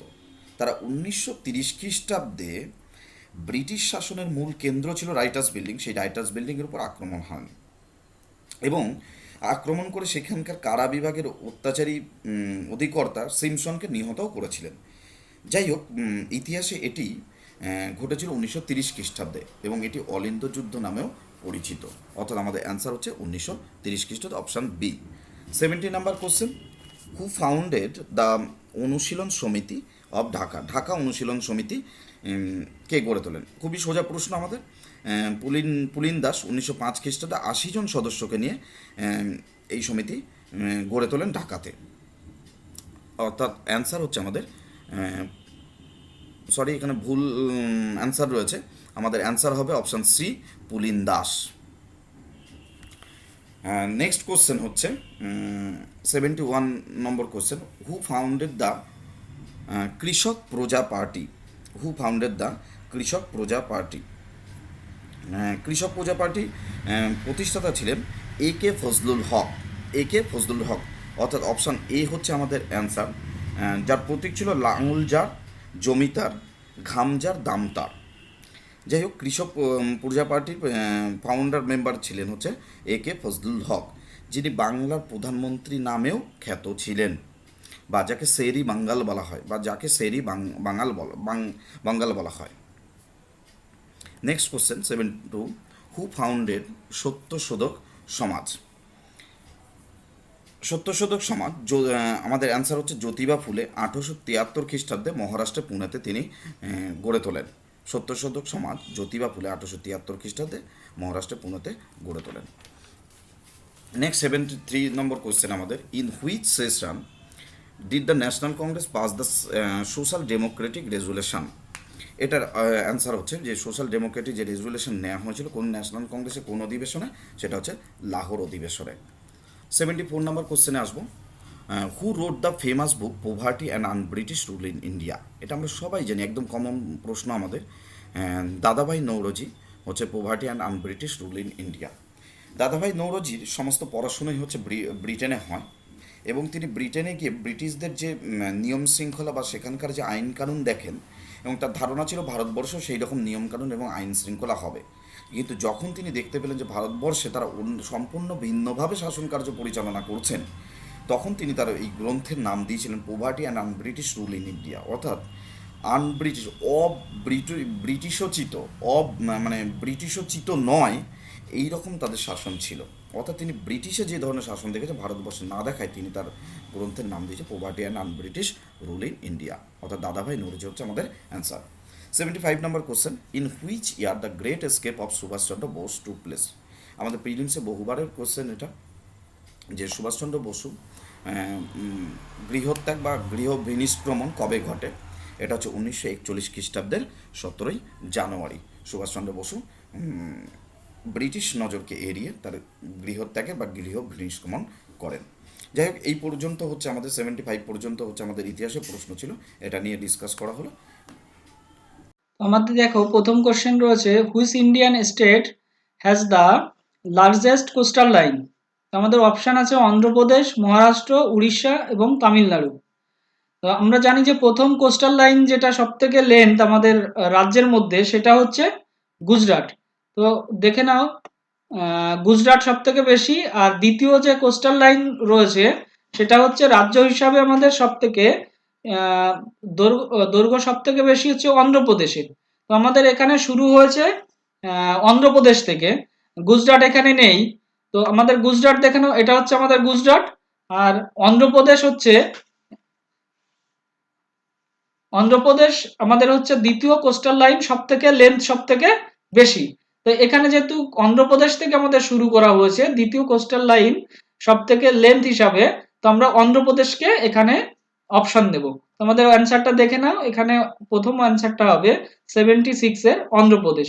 দ্বিতীয় যে কোশ্চেন রয়েছে সেটা রয়েছে লোকটাক ইজে। লোকটাক রয়েছে হচ্ছে মণিপুরে আমাদের, এবং এটা একটা লেক। তো এই লোকটাক মণিপুরের ইম্ফলে রয়েছে, এবং সেটা কেমন একটা লেক। এর মধ্যে রয়েছে আবার ভাসমান উদ্যান কৈবুল লামজা। তো আমাদের এই লোকটাক অ্যান্সার দেখে নাও, এটা হবে কি এখানে লেক। তৃতীয় যে প্রশ্ন রয়েছে 78 এর, the important fishing harbour in India is. তাহলে আমাদের ভারতের মধ্যে যে ফিশিং হারবার গুলো রয়েছে, যদি কোচি বলো বা মুম্বাই বলো, এদিকে বিশাখাপত্তনম বলো, সব থেকে বড় যে ফিশ উৎপাদন করা হয় সমুদ্রের মাছ, সেটা করা হয় কোথার থেকে? কোচিন থেকে। তো আমরা এখানে 78 এর অ্যান্সারটা আমরা দেখে নেব, এটা কি কোচিন হবে। 79, the valley of Kashmir is located on the, তাহলে এটা কি ন্যাপ, ফল্ট, থ্রু বা প্লেটু বা প্লেইন? তাহলে এটা আমাদের কেমন একটা হচ্ছে ন্যাপ। তাহলে ন্যাপ বাজের গঠনটা এখান থেকে দেখে নাও, ন্যাপটা কেমন দেখতে। আর হচ্ছে ন্যাপের এই সাইডে যদি আমরা দেখি, দেখো ডান দিকের যে ইয়েগুলো রয়েছে, পিকচার গুলো রয়েছে, তাহলে এই জায়গায় আমরা দেখতে পাবো কি যে ফল্ট এমন ভাবে সৃষ্টি হয়েছে যে দুটো পার্ট হয়েছে, একটা পার্টের উপরে উঠে গেছে। তো এইভাবে হচ্ছে ন্যাপ গঠন হয়। পুরো কাশ্মীর ভ্যালিটাই কেমন হয়েছে? এই ন্যাপ ভাঁজ দ্বারা তৈরি হয়েছে। তো এখানে আমাদের অ্যান্সারটা কি হবে? ন্যাপ। তারপর 80 যে কোশ্চেন রয়েছে আমাদের, the Latitude of mainland of India extend between. তাহলে আমাদের মেইনল্যান্ড এক্সটেন্ড হয়েছে কোথার থেকে? দেখো, মেইনল্যান্ড এক্সটেন্ড হয়েছে 6 ডিগ্রি 45 মিনিট নর্থ থেকে, 37 ডিগ্রি 6 মিনিট নর্থ পর্যন্ত। তো আমাদের অ্যান্সার দেখো, প্রথমটাই আমাদের রয়েছে 8°4 মিনিট থেকে 37°6 মিনিট। এবার আমাদের এটা রয়েছে মেইনল্যান্ড, আমাদের যেহেতু 6°45 মিনিট নর্থ, এটা শুরু হয়েছিল আন্দামান নিকোবর দ্বীপপুঞ্জ থেকে, তাই এটা যেহেতু মেইনল্যান্ডের মধ্যে নয়, তাই আমাদের এখানে মেইনল্যান্ড ধরবো কোথায়, তোমার হচ্ছে কন্যাকুমারীর ওখানে, কন্যাকুমারীর এখানে। তা এটা শুরু হয়েছে কত, 8°4 মিনিট নর্থ থেকে 37°6 মিনিট নর্থ পর্যন্ত। তার জন্য আমাদের 80 কোশ্চেন অ্যান্সার কত হবে, এ। দেখো 8°4 মিনিট নর্থ থেকে 37°6 মিনিট নর্থ। 81 এর যে কোশ্চেন রয়েছে সেটা হচ্ছে পক street separated India with which country. তাহলে আমাদের পক স্ট্রিট যেটা রয়েছে, পক স্ট্রিট রয়েছে কোথায়, ইন্ডিয়া এবং শ্রীলঙ্কার মধ্যে, এবং ইন্ডিয়ার তামিলনাড়ু এবং শ্রীলঙ্কার মধ্যে। আর এটা যে আদম সেতু বা আদম সেতু রয়েছে, সেটা রয়েছে কোথায়, তামিলনাড়ুর তামিলনাড়ুর পাম্বান দ্বীপ থেকে শ্রীলঙ্কার তলাইমান্নার পর্যন্ত। তো এই জায়গায় যে পক স্ট্রিট রয়েছে মাঝখান দিয়ে, অর্থাৎ উপরের দিকে রয়েছে আমাদের পক প্রণালী, নিচের দিকে রয়েছে গলফ অফ মান্নার, এই দুটোকে সংযোগ করেছে কে, পক স্ট্রিট। তো আমাদের এখানে অ্যান্সার কি হবে, শ্রীলঙ্কা। দেখো অ্যান্সার দেখে নিই 81 এর, এখানে হবে শ্রীলঙ্কা। তারপর 82 যে কোশ্চেন রয়েছে, what is the time difference between Indian standard time IST and Greenwich mean time GMT, এর মধ্যে যে পার্থক্য রয়েছে, সময়ের পার্থক্য, সেটা রয়েছে আমাদের 5 hour 30 minutes। তো আমরা এখান থেকে অ্যান্সার দেখে নিই, 82 5.5 ঘন্টা। তারপর 83 যে কোশ্চেন রয়েছে, the northern part of the west coast is known as, তাহলে ওয়েস্ট কোস্ট যেটা রয়েছে সেটার নাম কি, northern part of west coast, Coromandel coast, Malabar coast, Konkan coast, north Circars. তাহলে আমাদের এখানে অ্যান্সার কি হবে, যে চারটে বড় কোস্ট রয়েছে, প্রথম পশ্চিম দিক থেকে যদি শুরু করি, কিরণমালা হিসাবে কঙ্কন উপকূল, মালাবার উপকূল, করমন্ডল উপকূল, উত্তর সরকার উপকূল। তাহলে আমাদের এখানে কি হবে অ্যান্সার, কঙ্কন কোস্ট। প্রথম কোস্টের নাম কি, নর্দার্ন পার্টের পশ্চিম দিকের, সেটা হচ্ছে কঙ্কন কোস্ট। 84 এর যে কোশ্চেন রয়েছে, what is the Damodar valley corporation. তাহলে দামোদর ভ্যালি কর্পোরেশন কেমন, স্বতন্ত্র একটা বডি। তাহলে আমাদের প্রথম অপশন এই এতেই রয়েছে স্ট্যাটুটরি বডি, তাহলে এই অ্যান্সারটা আমাদের হচ্ছে এখানে ঠিক হবে। 85 রয়েছে, which of the following river originates in Nepal and flow into the Ganges. তাহলে গাঞ্জেজে যে পড়েছে, তাহলে আমাদের কোন নদী পড়েছে, কোশি। আর বাকি যেগুলো রয়েছে ঝিলাম, চেনাব, রাবি, এগুলো চলে গেছে কোন দিকে, পাকিস্তানের দিকে। তাহলে আমাদের একমাত্র গঙ্গা এসে পড়েছে এর অপশন, অর্থাৎ কোশি নদী 85 এ। 86 the area with annual rainfall less than 50 semi in a year is. তাহলে মেঘালয়ে হবে না, আমরা জানি মেঘালয়ে সব থেকে বেশি বৃষ্টিপাত হয় মেঘালয়ে মৌসিনরামে। লে ইন কাশ্মীর, এটা আমাদের হচ্ছে শীতল মরুভূমি, লে ইন কাশ্মীর। করমন্ডল কোস্ট, এখানেও প্রচুর পরিমাণে বৃষ্টিপাত হয়। কঙ্কন কোস্ট, এখানেও প্রচুর পরিমাণে আমাদের যে মৌসুমী বায়ুর পশ্চিমীয় শাখা, অর্থাৎ আরবীয় শাখা, সেটাই বৃষ্টিপাত ঘটায়। তাহলে আমাদের যে শীতল মরুভূমি অর্থাৎ বিতে রয়েছে লে ইন কাশ্মীর, এখানে এবং রাজস্থানের জয়সলমীরে এখানে হচ্ছে কম বৃষ্টিপাত হয়। তাহলে যেহেতু জয়সলমীর এখানে নেই, লে ইন কাশ্মীর হবে এখানকার অপশন। 87 এর যে কোশ্চেন রয়েছে, summer monsoon is Indian bring rainfall two.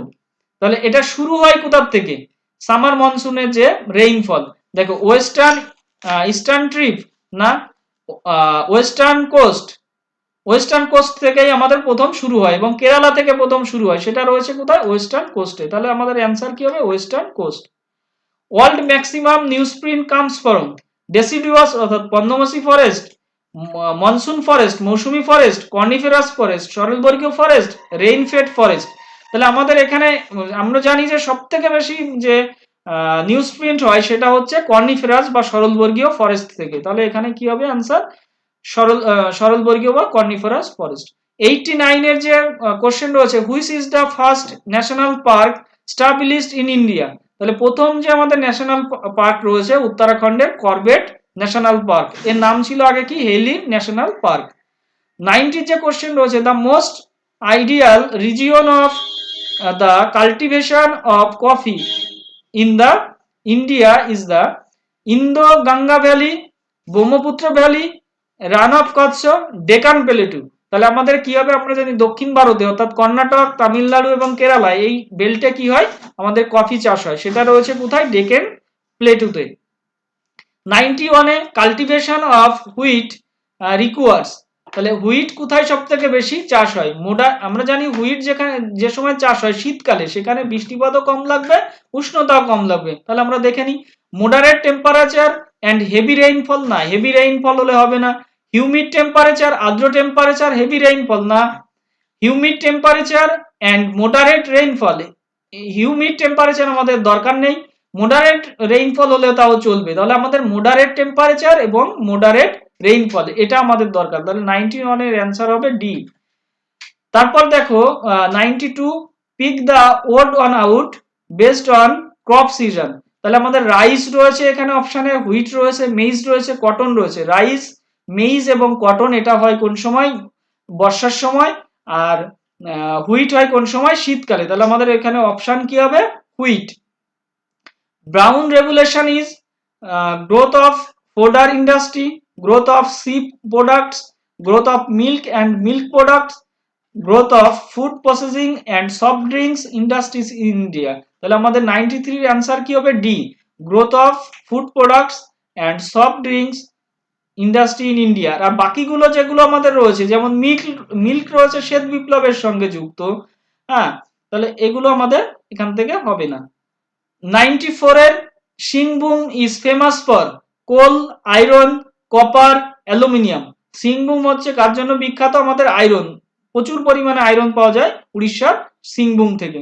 95 which one of the following industry is known as sunrise industry.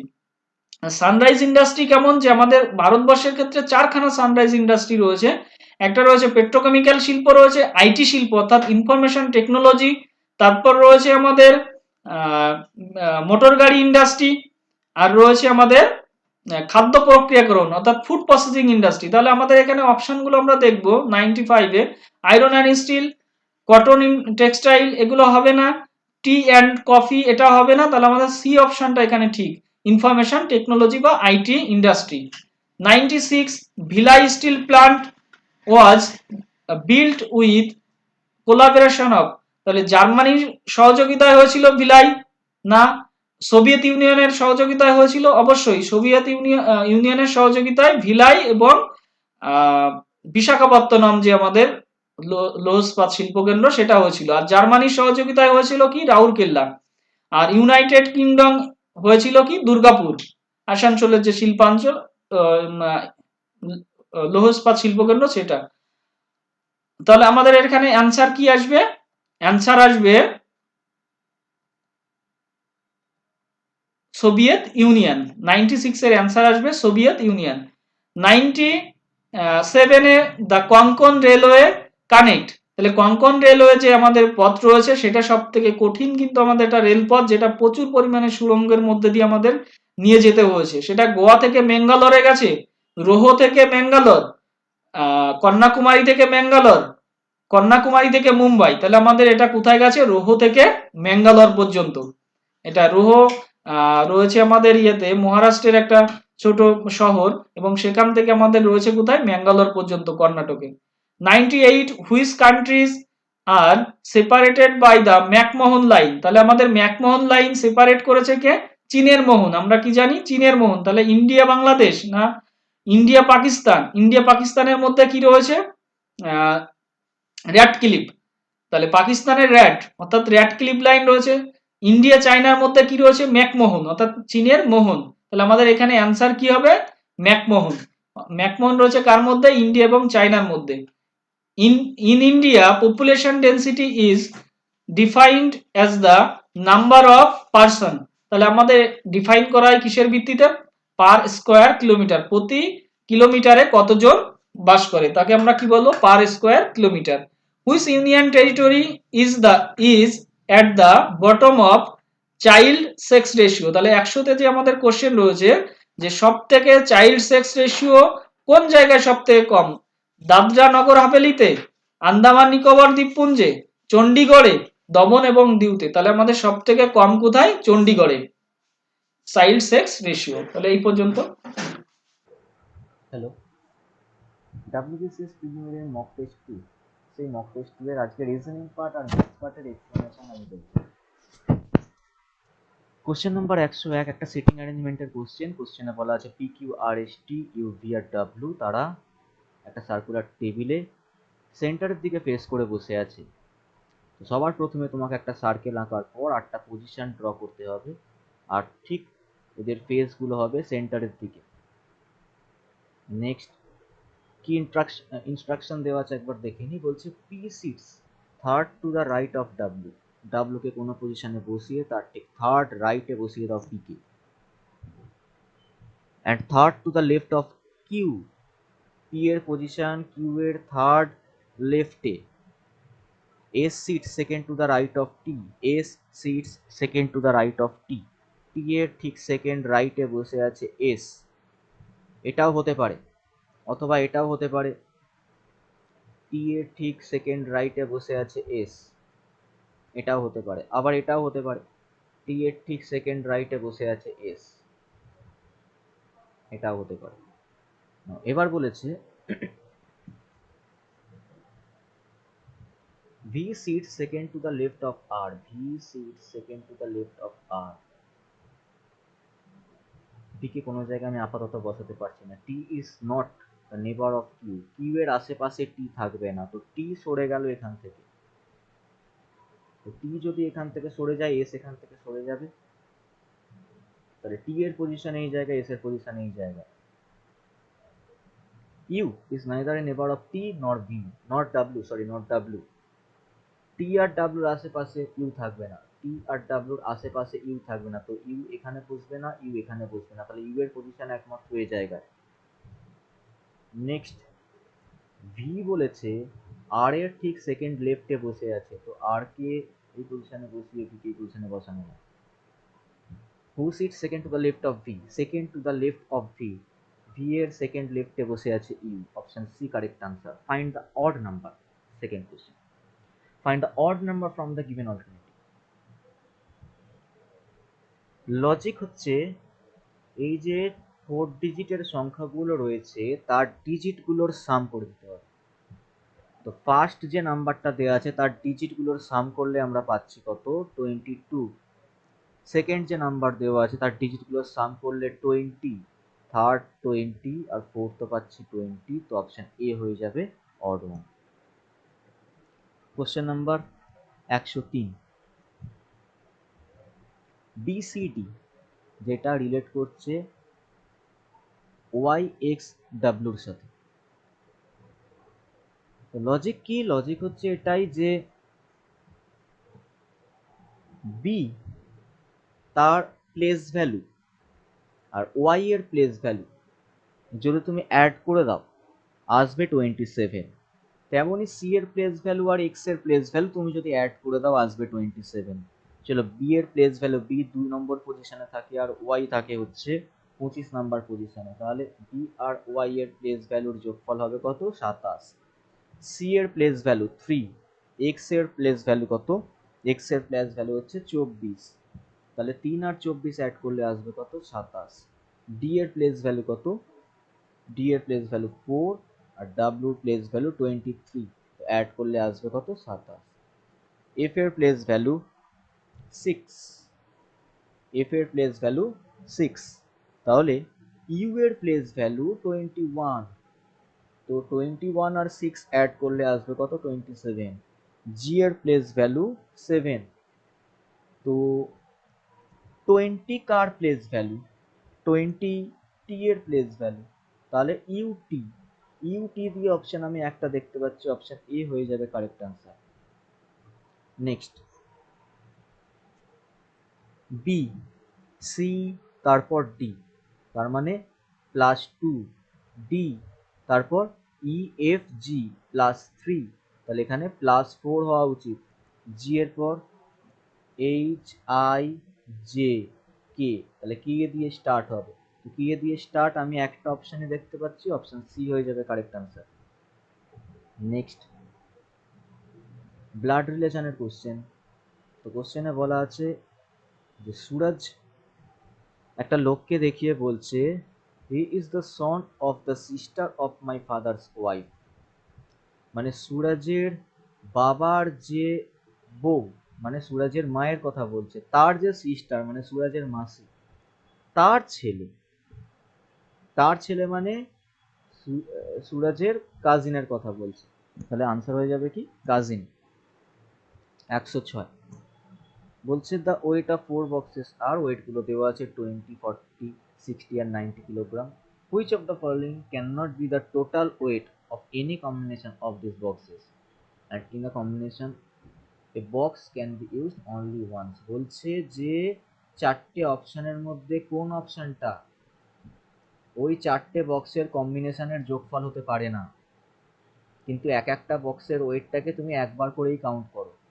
যেমন ধরো 150, তো 150 তো হতেই পারে, 90 আর 60 মিলিয়ে 150 হতেই পারে। 170 কি হতে পারে? দেখো 170 হতে গেলে 90, 60 আর 20 নিয়ে নিলেই 120 হয়ে যাবে, 170 হয়ে যাবে, সরি 170 হয়ে যাবে। 120ও চলে আসবে 60, 40 আর 20 নিয়ে নিলে, কিন্তু 160 তুমি আনতে পারবে না। অপশন হয়ে যাবে কত? 160। Question number 107। 5, 23, 59, 119, 335। তো তোমাকে প্রথমে দেখতে হবে ডিফারেন্স। ডিফারেন্স কত? 18। ডিফারেন্স কত? 36। ডিফারেন্স কত? 60। তো ডিফারেন্স আমি এখন বুঝতে পারছি না কত হবে, তো নেক্সট ডবল ডিফারেন্স নিয়ে আসবে। ডিফারেন্স কত? 18। ডিফারেন্স কত? 24। তো 6 বাড়ছে, তো এখানে 6 বাড়িয়ে 30 পুট করার পর এখানে 90 লিখি, তো 90 অ্যাড করে আসছে কত? 92209। চলো একবার চেক করে নেওয়া যাক। তো এখানে যদি 30-এর ডিফারেন্স হয় তাহলে এখানে হবে 36-এর ডিফারেন্স, তাহলে এখানে নাম্বারটা আসবে কত? 6, 126। তো 126 যদি 209-এর সাথে অ্যাড করি তো আসবে 335, তাহলে অপশন 209। কোডিং ডিকোডিং এর কোশ্চেন। কোড ল্যাঙ্গুয়েজ দেওয়া আছে MTSTG মি, সেটা ডিনোট করছে আই অ্যাম দেয়ার। হট হা MTGUT, সেটা ডিনোট করছে my home is here. Next VTAMUHATR denote করছে it will my soap. MTGUI মি UTR ডিনোট করছে আই শুড বি হেয়ার। তোমাকে কমন পার্ট খুঁজতে হবে, তোমাকে বের করতে কি দিয়েছে, মাই এর কোড ল্যাঙ্গুয়েজ কত, চলো দেখা যাক। মাই কোথায় দেখতে পাচ্ছি? এখানে রয়েছে আর এখানে রয়েছে, তো এই দুটোর মধ্যে কমন পার্ট যেটা আছে সেটা আনসার হয়ে যাবে কি আছে? HA, তো HA হয়ে যাবে হচ্ছে answer, option C. Next question number 109 বলেছে 4 আর 5কে তুমি ইন্টারচেঞ্জ করো, আর প্লাস আর মাল্টিপ্লিকেশন এই দুটো সাইনকেও ইন্টারচেঞ্জ করো, কোন ইকুয়েশনটা সঠিক হবে? প্রথম ইকুয়েশন অপশন এ দেওয়া আছে, 5 আর 4কে আগে ইন্টারচেঞ্জ করি, 4 আর 5 ইন্টারচেঞ্জ করলাম, প্লাস আর মাইনাসটাকেও করতে হবে ইন্টারচেঞ্জ, তো আনসার তো 30 আসছে না, আনসার কত আসছে? 50, 54 আসছে আনসার, তাহলে অপশন কারেক্ট হলো না। অপশন বি 10, মাল্টিপ্লিকেশনটা হয়ে যাবে প্লাস সাইন, 4টা হয়ে যাবে 5। নেক্সট কত? 20, 30, তো 30 নেই এখানে, 50 আছে, তো অপশন ভুল। অপশন সি 20 প্লাসটা হয়ে যাবে multiply, 5 plus 4 104, option C correct answer. 110-এর লজিক। ডলার আর হ্যাশ সাইন। ডলার মিনস এখানে যেটা বুঝিয়েছে লজিকের মাধ্যমে যে এখানে তুমি 59 নাও, এটা 59 নাও আর সেখান থেকে 7 বাদ দাও, চলে আসবে 52। ডলারের সাইন দেওয়া আছে, তাহলে এখানে 92 তুমি নাও আর এটা কত 3 নাও, মাইনাস করে দাও, চলে আসবে -89। তো ডলারের সাইন এটাকে তুমি নেবে 57 -8, চলে আসবে 49। Option B correct answer. Next question,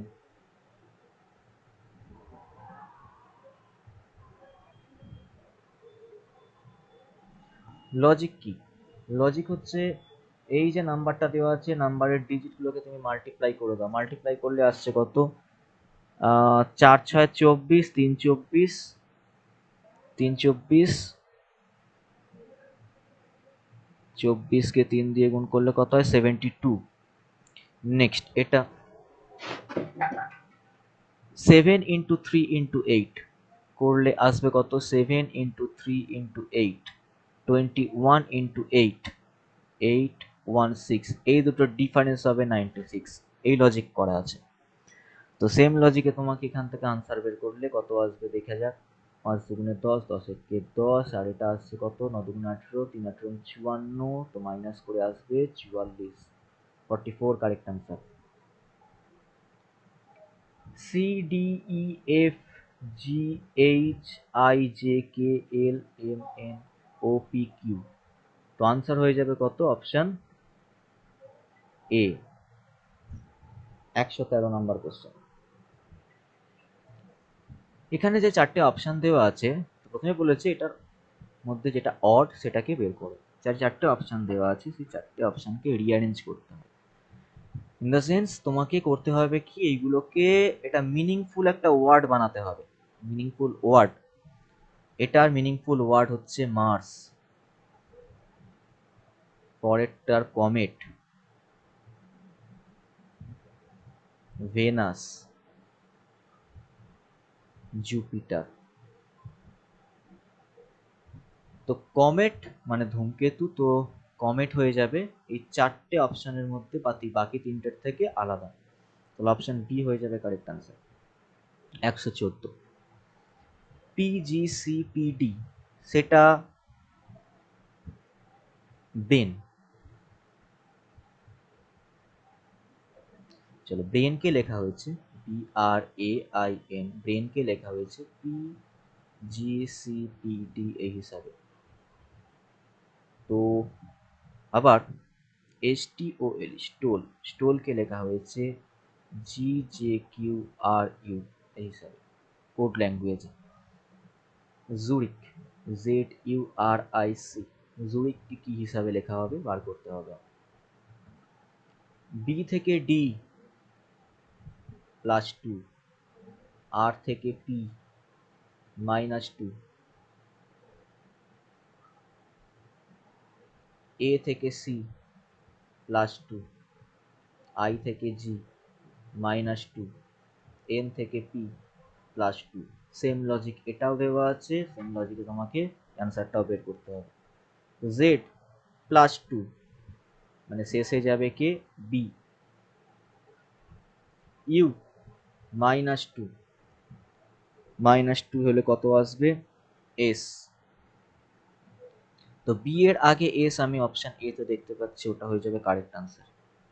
direction test, Kritika সে 40 মিটার সাউথের দিকে গেল, তারপর সে রাইট টার্ন নিল, 40 মিটার যাওয়ার পর রাইট টার্ন নিল, তার হিসাবে রাইট টার্ন নিয়ে সে 30 মিটার যাওয়ার পর সেখান থেকে আবার সে লেফট টার্ন নিল, 50 মিটার যাওয়ার পর আবার সেখান থেকে লেফট টাইম নিয়ে 30 মিটার যাওয়ার পর বলছে যে ইনিশিয়াল পজিশন আর ফাইনাল পজিশনের মধ্যে ডিস্টেন্স কত, তো এই ডিস্টেন্সটা হচ্ছে 50।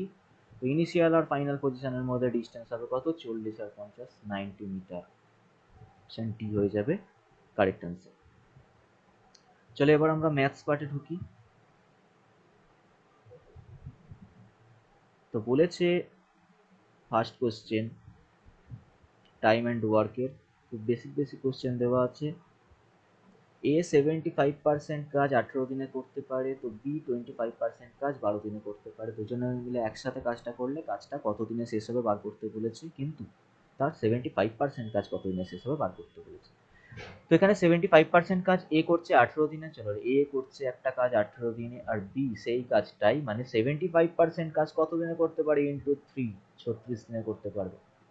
এ আর বি দুজনে মিলে একসাথে কাজটা করলে কাজটা 18 ইন্টু 36 ডিভাইডেড বাই 18 প্লাস 36 দিনে শেষ হবে। তো ক্যালকুলেট করার পর দেখবে আনসার আসছে কত, 12।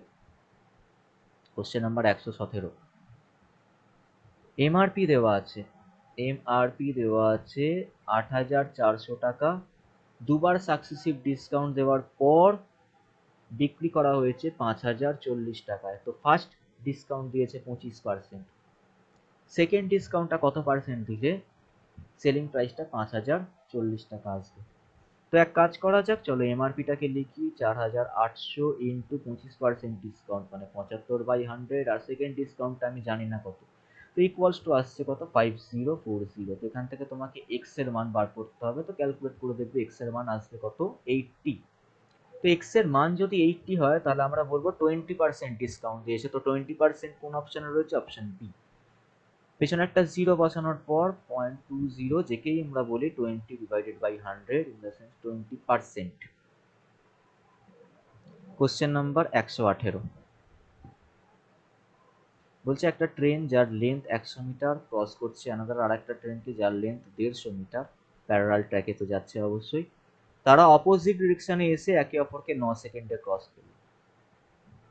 তাহলে আগে রিলেটিভ স্পিড বের করতে হবে। তো একটা ট্রেন অপর ট্রেনকে ক্রস করছে মানে টোটাল 100 প্লাস 150 250 মিটার ক্রস করবে, ডিভাইডেড বাই 9 যদি আমি করি তাহলে এটাই হচ্ছে রিলেটিভ স্পিড, কিন্তু ইউনিটটা মিটার পার সেকেন্ডে। তো এক কাজ করা যাক, মিটার পার সেকেন্ডের ইউনিটটাকে আমি কিলোমিটার পার আওয়ারে যদি নিয়ে যেতে চাই তাহলে একটা 18/5 দিয়ে মাল্টিপ্লাই করতে হবে। তো মাল্টিপ্লাই করার পর ইউনিটটা চেঞ্জ হয়ে যাবে কিসে, কিলোমিটার পার আওয়ার।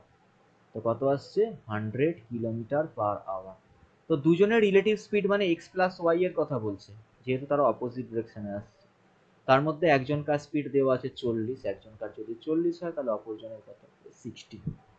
তো অপশন ডি হয়ে যাবে correct answer. Next question number 119, 18,450 টাকায় বিক্রি করে 50% লস হয়, 50% গেইন করতে গেলে কত টাকায় বিক্রি করতে হবে। তো 50% লস মানে 100 থেকে 50% বাদ দিয়ে 50% ইকুয়ালস টু 18,450, 50% প্রফিট করে বিক্রি করতে হবে মানে 150%-এ বিক্রি করতে হবে। তো 50%-এর 3 গুণ 150, এটাকে 3 গুণ করলে যেটা হয় সেটা আনসার হবে। তো 3 গুণ 18, 3 গুণ 3 8 54, তো 54 আমি তো দেখতে পাচ্ছি না 55, চলো 18-কে 3 দিয়ে লাস্ট দুটো ডিজিট তো 50 হবে। তো অপশন সি হয়ে যাবে কারেক্ট আনসার। গুণ করার পর 3 দিয়ে মাল্টিপ্লাই করার পর আনসার অপশন সি হয়ে যাবে কারেক্ট। কোশ্চেন নাম্বার 120, বলছে প্রেজেন্ট পপুলেশন দেওয়া আছে, ইনক্রিজ করে প্রত্যেক বছর 2% রেটে, 2 বছর আগে পপুলেশন কত ছিল বার করতে হবে। তো আনসার বের করবে এভাবে, 2 বছর আগে population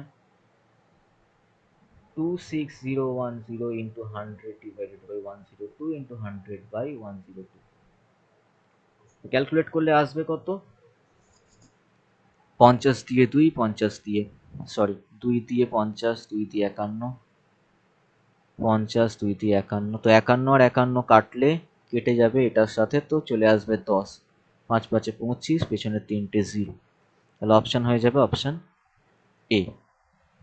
what is the fourth proportion, fourth proportion মানে ফোর্থ নাম্বারটাকে তুমি ধরে নিলে এক্স, 336/288 ইকুয়ালস টু 161/x। তো এক্স এর মান কত হবে তোমাকে ক্যালকুলেট করতে হবে। তো ক্যালকুলেট করে তুমি দেখবে যে এক্স এর মান 138 আসছে। নেক্সট 122,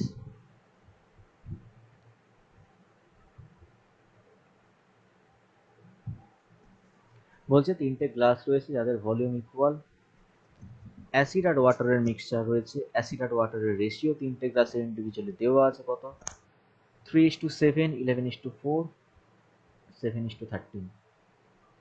তো 3টে গ্লাসের যেহেতু ভলিউম ইকুয়াল বলেছে, 3টে গ্লাসের মিক্সচারকে একটা লার্জ ভেসেল বা লার্জ পাত্রে একটা ঢালা হলো। এখন অ্যাসিড আর ওয়াটারের নতুন রেশিও কত হবে বার করতে বলেছে। তো প্রথম গ্লাসে আমি দেখতে পাচ্ছি মিক্সচারের পরিমাণ 10 লিটার, দ্বিতীয় গ্লাসে 11 আর 4 11:4 15 লিটার, আর তৃতীয় গ্লাসে 20 লিটার। তো তোমাকে আগে এই যোগফলগুলোকে করতে হবে সেম, যার জন্য তোমাকে নিয়ে আসতে হবে 10 15 আর 20 যে এলসিএম 60, প্রত্যেকটাকে 60 করার চেষ্টা করো। তাহলে প্রথমটাকে 6 দিয়ে গুণ, দ্বিতীয়টাকে 4 দিয়ে গুণ, আর তৃতীয়টাকে 3 দিয়ে গুণ করলেই আমি পেয়ে যাব প্রত্যেকটার যোগফল 60। তো প্রথমটাকে যেই 6 দিয়ে গুণ করলাম চলে আসবে অ্যাসিড আর ওয়াটারের রেশিও। অ্যাসিড হবে 3 6 18 আর ওয়াটার হবে 6 7 42। অ্যাসিড হবে 4 দিয়ে গুণ করে 11 44, আর এদিকে আসবে কত 4 4 16। অ্যাসিড হয়ে যাবে 3 দিয়ে গুণ করার পরে 21 39। নেক্সট তোমার কাজ হচ্ছে অ্যাসিড অ্যাসিড অ্যাসিড অ্যাড করা আর ওয়াটার ওয়াটার অ্যাড করা। তো অ্যাড করে হচ্ছে কত 12 13 83। তো 83 অপশন আমি তো দেখতে পাচ্ছি একটাই, অপশন বি হয়ে যাবে correct answer. Question number 123, diameter of the cylinder increase করছে 20% আর হাইটটা অলসো ইনক্রিজ করছে কত 10%। দ্য ভলিউম চেঞ্জটা কি হচ্ছে সেটা বার করতে বলেছে পার্সেন্টেজ। এটা একটা সিলিন্ডার, এটাকে আমরা বাংলায় বলি চুং। সিলিন্ডারের ভলিউমের ফর্মুলা হচ্ছে বেস রেডিয়াস পাই আর স্কোয়ার এইচ, এটা ভলিউমের ফর্মুলা। তো এখানে সিলিন্ডারের দেখো ডায়ামিটার রেডিয়াসটার পাওয়ারের কি আছে 2 আছে, তো তোমাকে 20% নিয়ে দুবার কাজ করতে হবে। 20 প্লাস 20 প্লাস 20 ইন্টু 20/100, 44% বাড়ছে। তো এইচ আছে একটা, তো 10% বাড়বে, আবার 44 plus 10 plus 44 into 10 divided by 100, 54 0 0 cancel out হওয়ার পর প্লাস 4.4, 58.4% হয়ে যাবে আনসার। অপশন সি হয়ে যাবে কারেক্ট আনসার। নেক্সট দেখো তোমাকে ইউনিট ডিজিট বার করতে বলেছে। তো ইউনিট ডিজিট বের করার রুলস হচ্ছে, আমরা জানি ইউনিট ডিজিট 4 ঘর অন্তর অন্তর রিপিট করে বা সাইক্লিসিটি 4। তো পাওয়ারকে তোমাকে 4 দিয়ে ডিভাইড করে রিমাইন্ডারগুলো পাওয়ারে রিপ্লেস করতে হয়। তো 4 দিয়ে ডিভাইড করলে প্রথম যে 133কে 4 দিয়ে ভাগ করলে রিমাইন্ডার আসে কত 1। তো তুমি লিখবে 25টা কোনো কাজে লাগবে না, 7^1 প্লাস 98কে 4 দিয়ে ডিভাইড করলে রিমাইন্ডার আসে 2, তো 2^2, এই 2^2 প্লাস 6 এর পাওয়ারে যাই থাকুক না কেন, 6 এর পাওয়ারে যাই থাকুক না কেন সবসময় ইউনিট ডিজিট 6। এখান থেকে আসছে 7, এখান থেকে 4, এখান থেকে 6, অ্যাড করলে আসছে কত 17, তার ইউনিট ডিজিট কত 7। তো অপশন হয়ে যাবে বি এর। কোশ্চেন নাম্বার 125, একটু ভুল দেওয়া আছে কোশ্চেনটা হওয়া উচিত ছিল 17^17 ডিভাইডেড বাই 18। 17^17কে 18 দিয়ে ভাগ করলে ভাগশেষ কত থাকবে। এখানে নেগেটিভ রিমাইন্ডারের একটা কনসেপ্ট আছে। প্রথমে 17কে 18 দিয়ে ডিভাইড করতে হবে, রিমাইন্ডার আছে কত -1। সে -1 এর পাওয়ারে আছে 17, -1 এর পাওয়ারে কোনো অড নাম্বার থাকলে রিমাইন্ডার -1ই হয়। 18 দিয়ে ভাগ করে -1 রিমাইন্ডার হওয়ার অর্থ হচ্ছে রিমাইন্ডার 17 আছে। তো অপশন ডি হয়ে যাবে কারেক্ট আনসার। তো এই ছিল আজকের ম্যাথস আর রিজনিং পার্টের explanation. Okay, question number 126. Question was, what is detergent? What is detergent? Detergent is a, আমরা ডিটারজেন্ট ভালো করেই জানি যে ডিটারজেন্টের ক্ষেত্রে মেইনলি যেগুলো থাকে সেগুলো হচ্ছে সোডিয়াম এবং পটাশিয়াম, তার সঙ্গে থাকে কিছু পরিমাণ অর্গানিক কম্পাউন্ড যেমন অক্সালিক অ্যাসিড। তো কিন্তু এইখানে আমাদের যেটা ডিটারজেন্টের ফাংশন হিসাবে আমাদের যে অপশনগুলো দিয়েছে সেই অপশনগুলো হিসাবে দিয়েছে আর লিকুইড সারফেক্টেন্ট, আর liquid soluble, liquid solvent, liquid solution. এবার আমরা জানি সারফেক্টেন্ট হচ্ছে সেই সকল পদার্থ যারা সারফেস টেনশনকে কমাতে সাহায্য করে, যে কোনো উপাদানের সারফেস টেনশনকে কমাতে সাহায্য করে। তাহলে আমরা ডিটারজেন্টকে কেন ইউজ করি? ডিটারজেন্ট মূলত ইউজ করি সেই কারণে যেখানে ডিটারজেন্ট হচ্ছে ওয়াটারের সারফেস টেনশনকে কমিয়ে ডার্টকে বের করতে সাহায্য করে, ডার্টকে বের করে নিতে সাহায্য করে। তাহলে এইখানে যে অপশনগুলো আছে সেই অপশনগুলোর মধ্যে যেটা হবে সেটা হচ্ছে আর লিকুইড সারফেক্টেন্ট। এই অপশনটা রাইট অপশন হবে। আমরা দেখতে পাচ্ছি অপশন এ রাইট অ্যান্সার। এখানে বলছে what is the composition of soap. আমরা যদি সোপের কম্পোজিশনের অপশনগুলো দেখি, এখানে বলেছে sodium salt with fatty acid, potassium salt with fatty acid. এবার দেখো আমাদের যে সোপ হয়, সোপ দু রকমের হয়, হার্ড সোপ আর সফট সোপ। তো হার্ড সোপ যেটা হয় সেটা হচ্ছে সোডিয়াম সল্টের সঙ্গে ফ্যাটি অ্যাসিড মিশিয়ে হয়, আর সফট সোপ যেটা হয় সেটা পটাশিয়াম সল্টের সঙ্গে ফ্যাটি অ্যাসিড মিশিয়ে হয়। তাহলে এখানে যেটা আছে সেই অনুসারে এখানে বোথ এ অ্যান্ড বি আমরা আনসার নেব, অর্থাৎ sodium salt with fatty acid and potassium salt with fatty acid both answer হবে। বলেছে where the biochemical compounds are use, যেখানে বায়োকেমিক্যাল কম্পাউন্ডস ইউজ করা হয়, মানে জৈব রাসায়নিক পদার্থ কোথায় ব্যবহার করা হয়।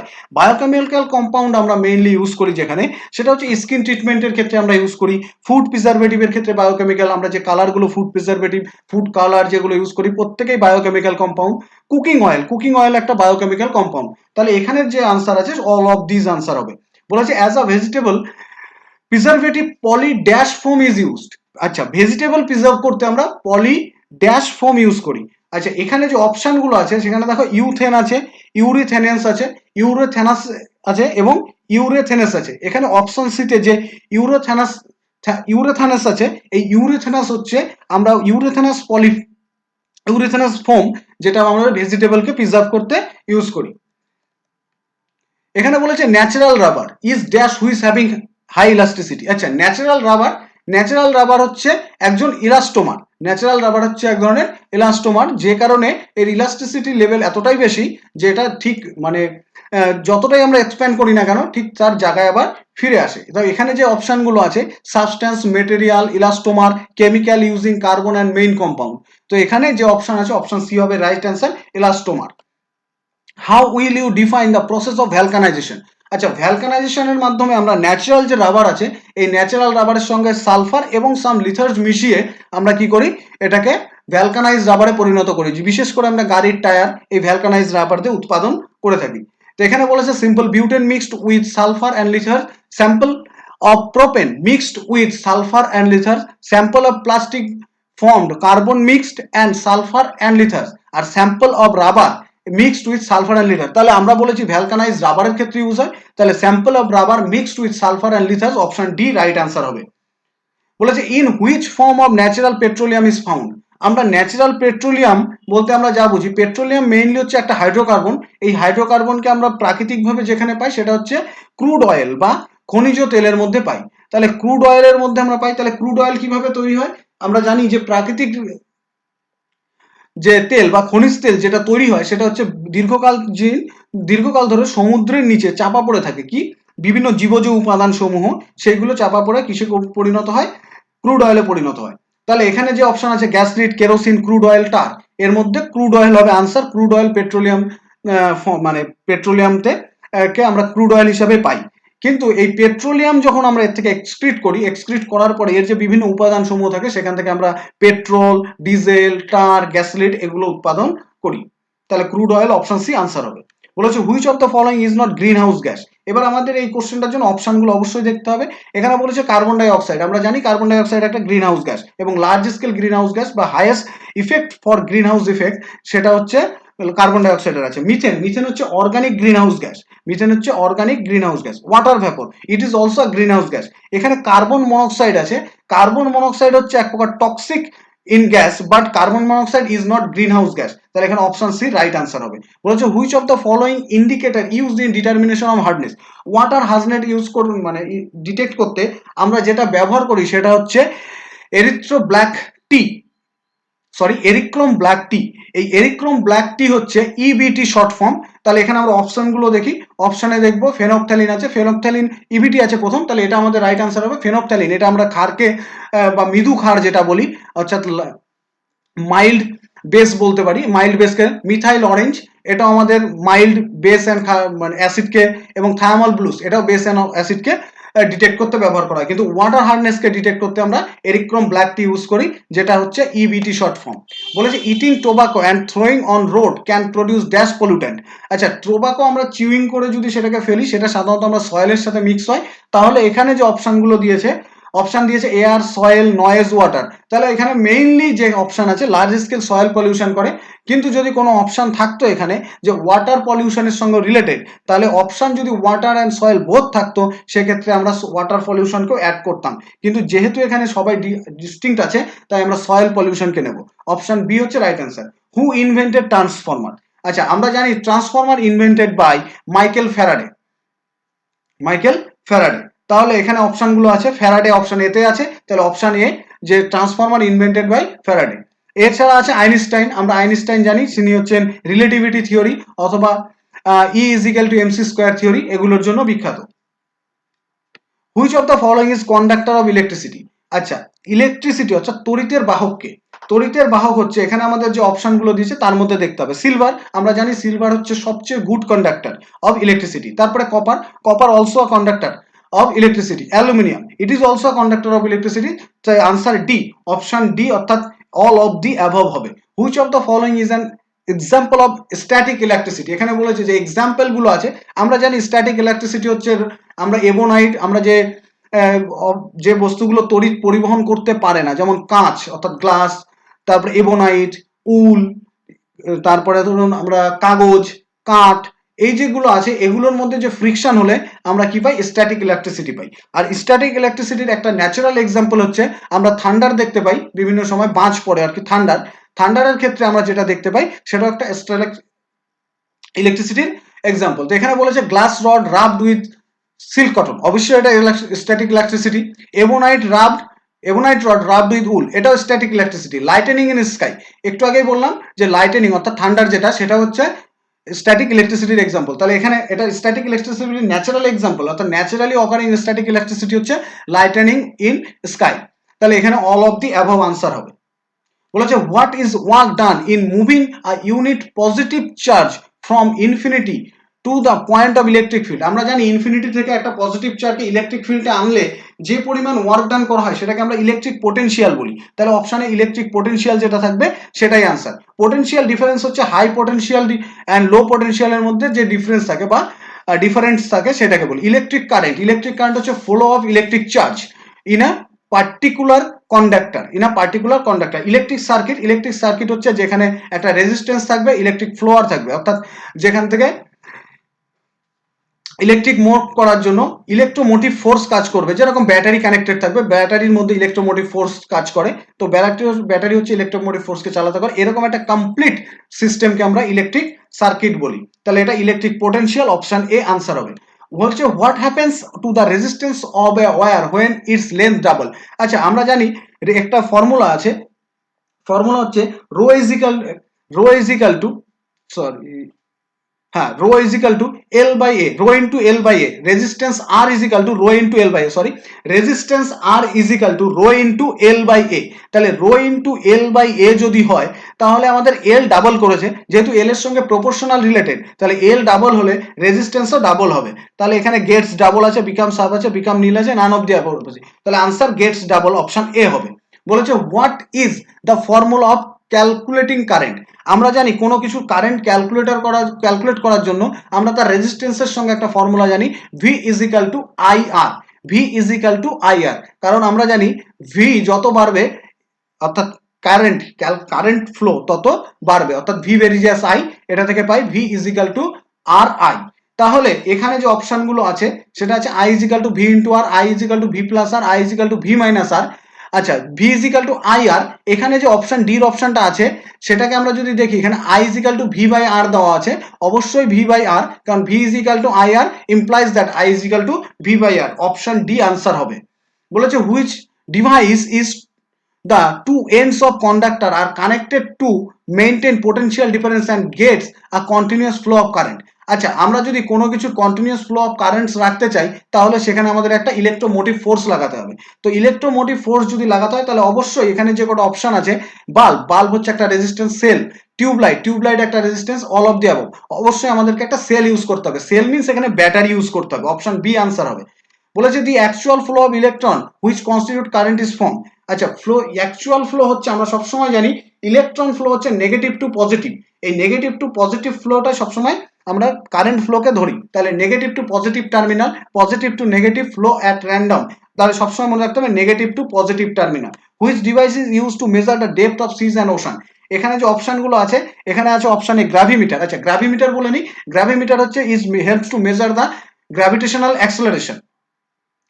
আচ্ছা, এরপরে আছে ফ্যাথোমিটার। ফ্যাথোমিটার হচ্ছে depth of seas and ocean. এরপর আছে জাইরোস্কোপ। জাইরোস্কোপ আমাদেরকে অ্যাঙ্গুলার ভেলোসিটিকে মেজার করতে সাহায্য করে। ডায়ালেটোমিটার, এটা অপশন ডি আছে, তাহলে এখানে আনসার হবে ফেনোমিটার।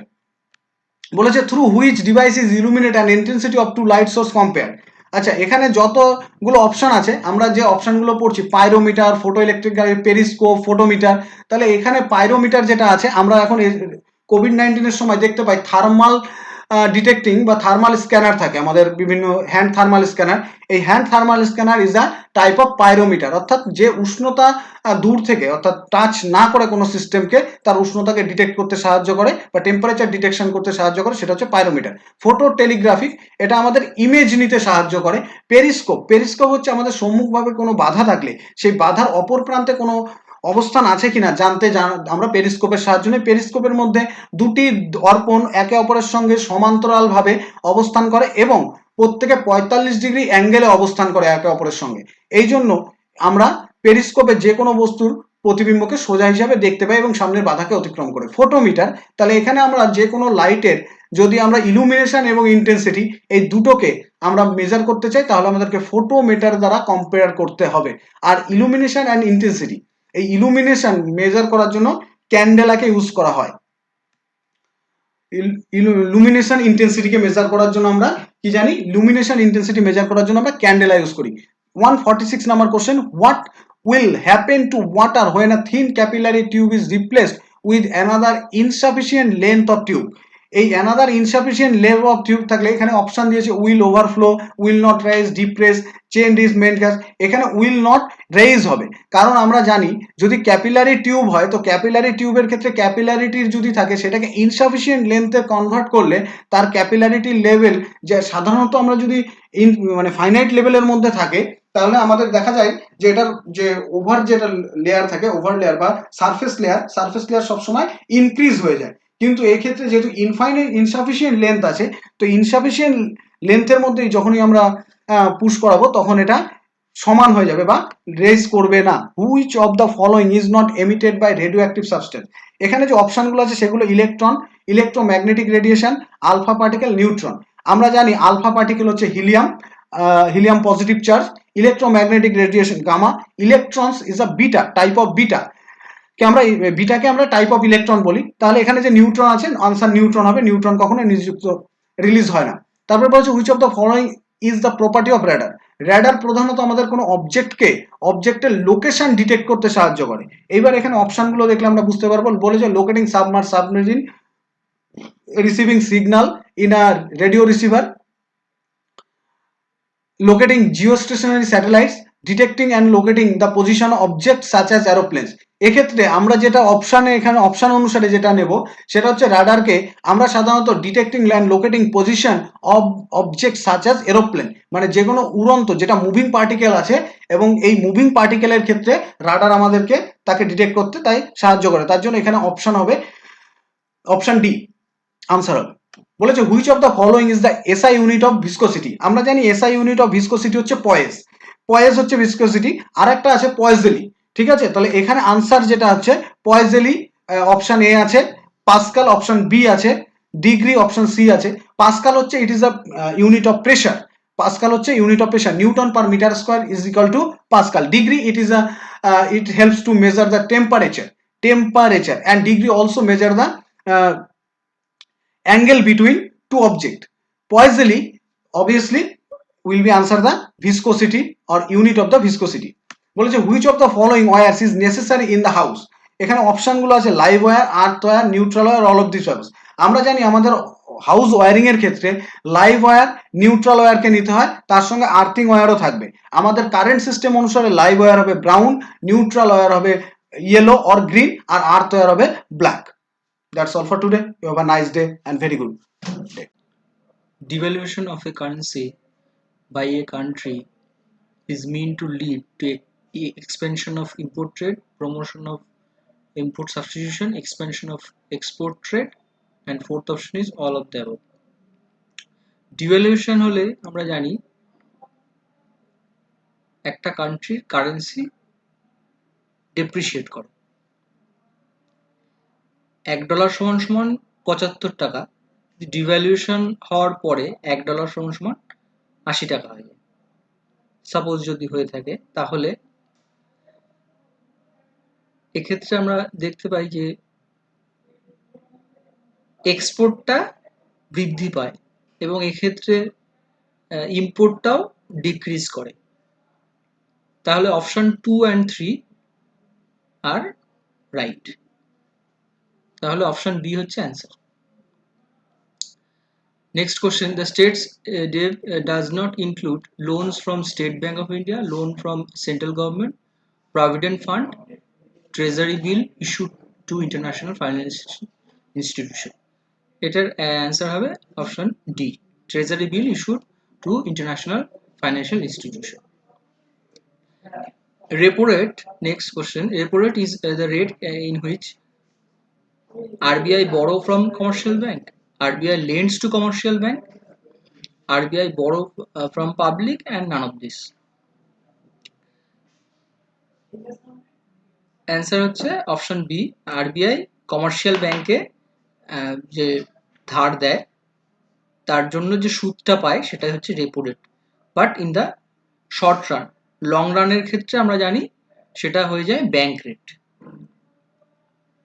Next question, find out the incorrect statement, cause of inflation is parallel economy, low fiscal deficit, low growth of money supply, and high growth rate of public expenditure। আমরা জানি inflation হওয়ার অন্যতম কারণ হচ্ছে মানি সাপ্লাই বেড়ে যাওয়া। Government যদি expenditure বাড়িয়ে দেয় তাহলে জনগণের হাতে বেশি করে টাকা চলে আসে, অর্থাৎ এক্ষেত্রে আমরা দেখতে পাচ্ছি তখনই মানি সাপ্লাই বেড়ে যাবে, মানি সাপ্লাই বেড়ে গেলে ইনফ্লেশন হয়। তাহলে এখানে অ্যান্সার হচ্ছে option D, high rate of public expenditure. Next question, sales tax is progressive, is regressive, brings distributive justice, and is a non-inflationary। Sales tax হচ্ছে রিগ্রেসিভ, কেননা যারা লো ইনকাম পিপল তারা কোনো দ্রব্য যখন ডিমান্ড করে কম দামে তাদের ক্ষেত্রে বেশি টাকা পেড করতে হয়, তাহলে একদিক দিয়ে আমরা দেখতে পাচ্ছি সেলস ট্যাক্স হচ্ছে রিগ্রেসিভ। আর উল্টো দিকে আমরা জানি ইনকাম ট্যাক্স হচ্ছে প্রোগ্রেসিভ। নেক্সট হচ্ছে maximum revenue in India comes from. দেখো আমরা ফিগারটাতে দেখতে পাচ্ছি এটা 2020-21 বাজেটের ফিগার, সেখানে আমরা দেখতে পাচ্ছি যে গভর্নমেন্ট যে টাকা পায় সে তার অন্যতম সোর্স হচ্ছে ইনকাম ট্যাক্স, প্রায় 14%। Next, find out the incorrect statement. In cooperative farms, farmers join voluntarily, farmers face no compulsion, private ownership of the land does not remain, and they pool their land to form a large holding। এক্ষেত্রে answer C হবে, private ownership of land does not remain। Next, which of the following does not come under liberalization program? Removal of the industrial licensing, reservation of small scale industries item, reduction in MRT restriction, and increasing limit of foreign direct investment। দেখো এক্ষেত্রে B option ছাড়া প্রত্যেকটা অপশনই কিন্তু আমরা লিবারাইজেশনের কোনো না কোনো criteria খুঁজে পাচ্ছি, তাহলে এখানে বলেছে does not come, so the reservation of the small scale industries item is the answer। The West Bengal State Acquisition Act was enacted in 1953। Next, the devaluation of Indian currency in 1991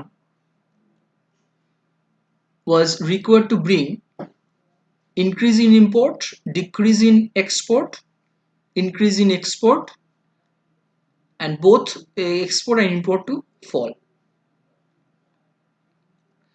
এই কোশ্চেনটা আমরা প্রথম দিকে আমরা পেয়েছি যে যখনই devaluation হচ্ছে তখন কান্ট্রি সবসময় চাইছে যে তার এক্সপোর্টটা কিভাবে বাড়াবো, সেই জন্যই ডিভ্যালুয়েশন করা হয়। Okay, thank you. Next question: which one of the following is in the 7th schedule of the Indian Constitution? Options: list of the languages. Option B: subjects in the union, state and concurrent list. Option C: list of oaths and affirmation. Option D: duties of the president and the vice president. 7th schedule deals with distribution of powers between the center and the states. তো answer কি হবে? Answer B: subjects in the union, state and concurrent list. Next question: the Indian Constitution provides for the appointment of ad hoc judges in the Supreme Court, High Court, District Court, all the above. Answer কি হবে? Answer হবে Supreme Court.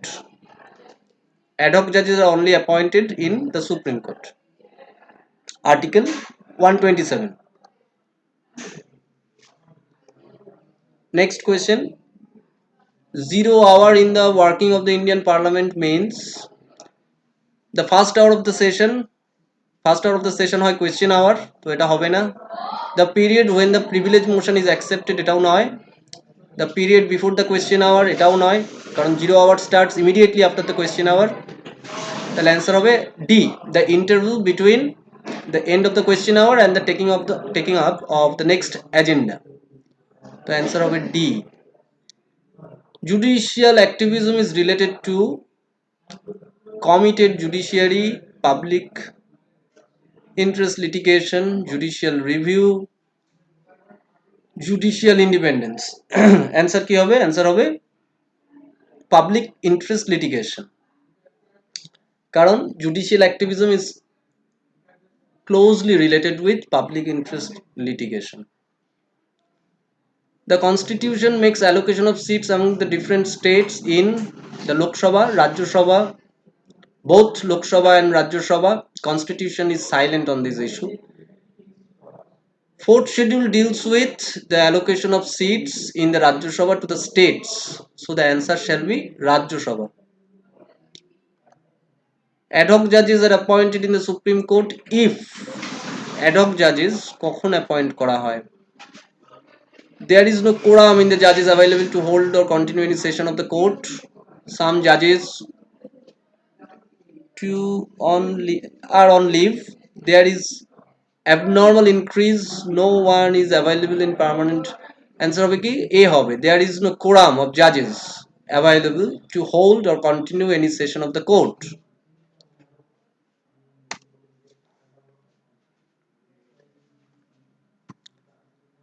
Article 21 of the Constitution is violated if there is inordinate delay by the state in bringing an accused to trial, imprisonment of a declared insane, impounding of a citizen's passport for an indefinite period of time.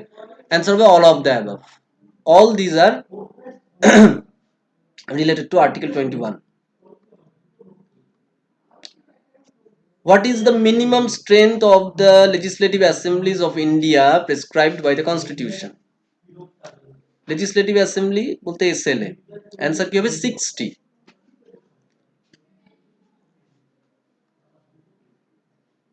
Which of the following committees recommended the inclusion of fundamental duties in the Constitution? Answer হবে Sharan Singh Committee. Which of the following types of equalities have been attempted at by the constitution makers through Articles 17 and 18? Economic equality, social equality, political equality, religious equality. Article 17 deals with untouchability, abolition of untouchability, and Article 18 deals with abolition of titles. So the answer shall be social equality.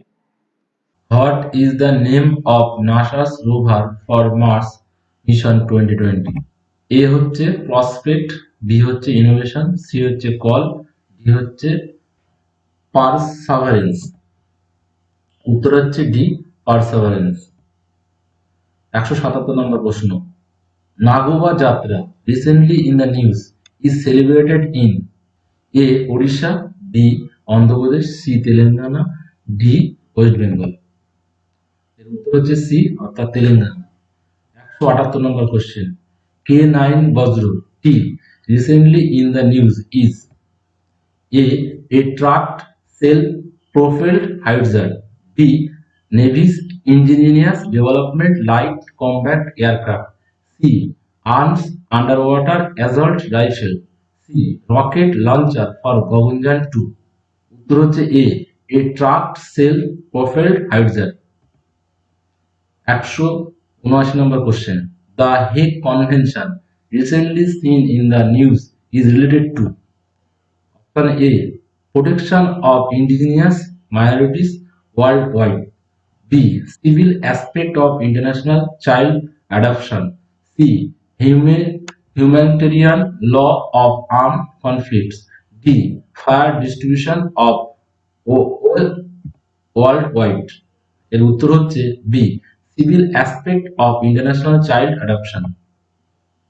180 নম্বর question, international start up advisory council has been set up under the option A minister of micro small and medium enterprise অর্থাৎ MSME, আর B হচ্ছে minister of commerce and industry, C হচ্ছে minister of finance, আর D হচ্ছে minister of corporate affairs.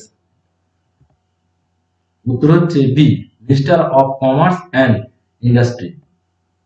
181 নম্বর question, Sampriti is a joint military exercise between A India and Sri Lanka, B Indian and Bangladesh, C Bangladesh and Nepal, D হচ্ছে Indian Maldives.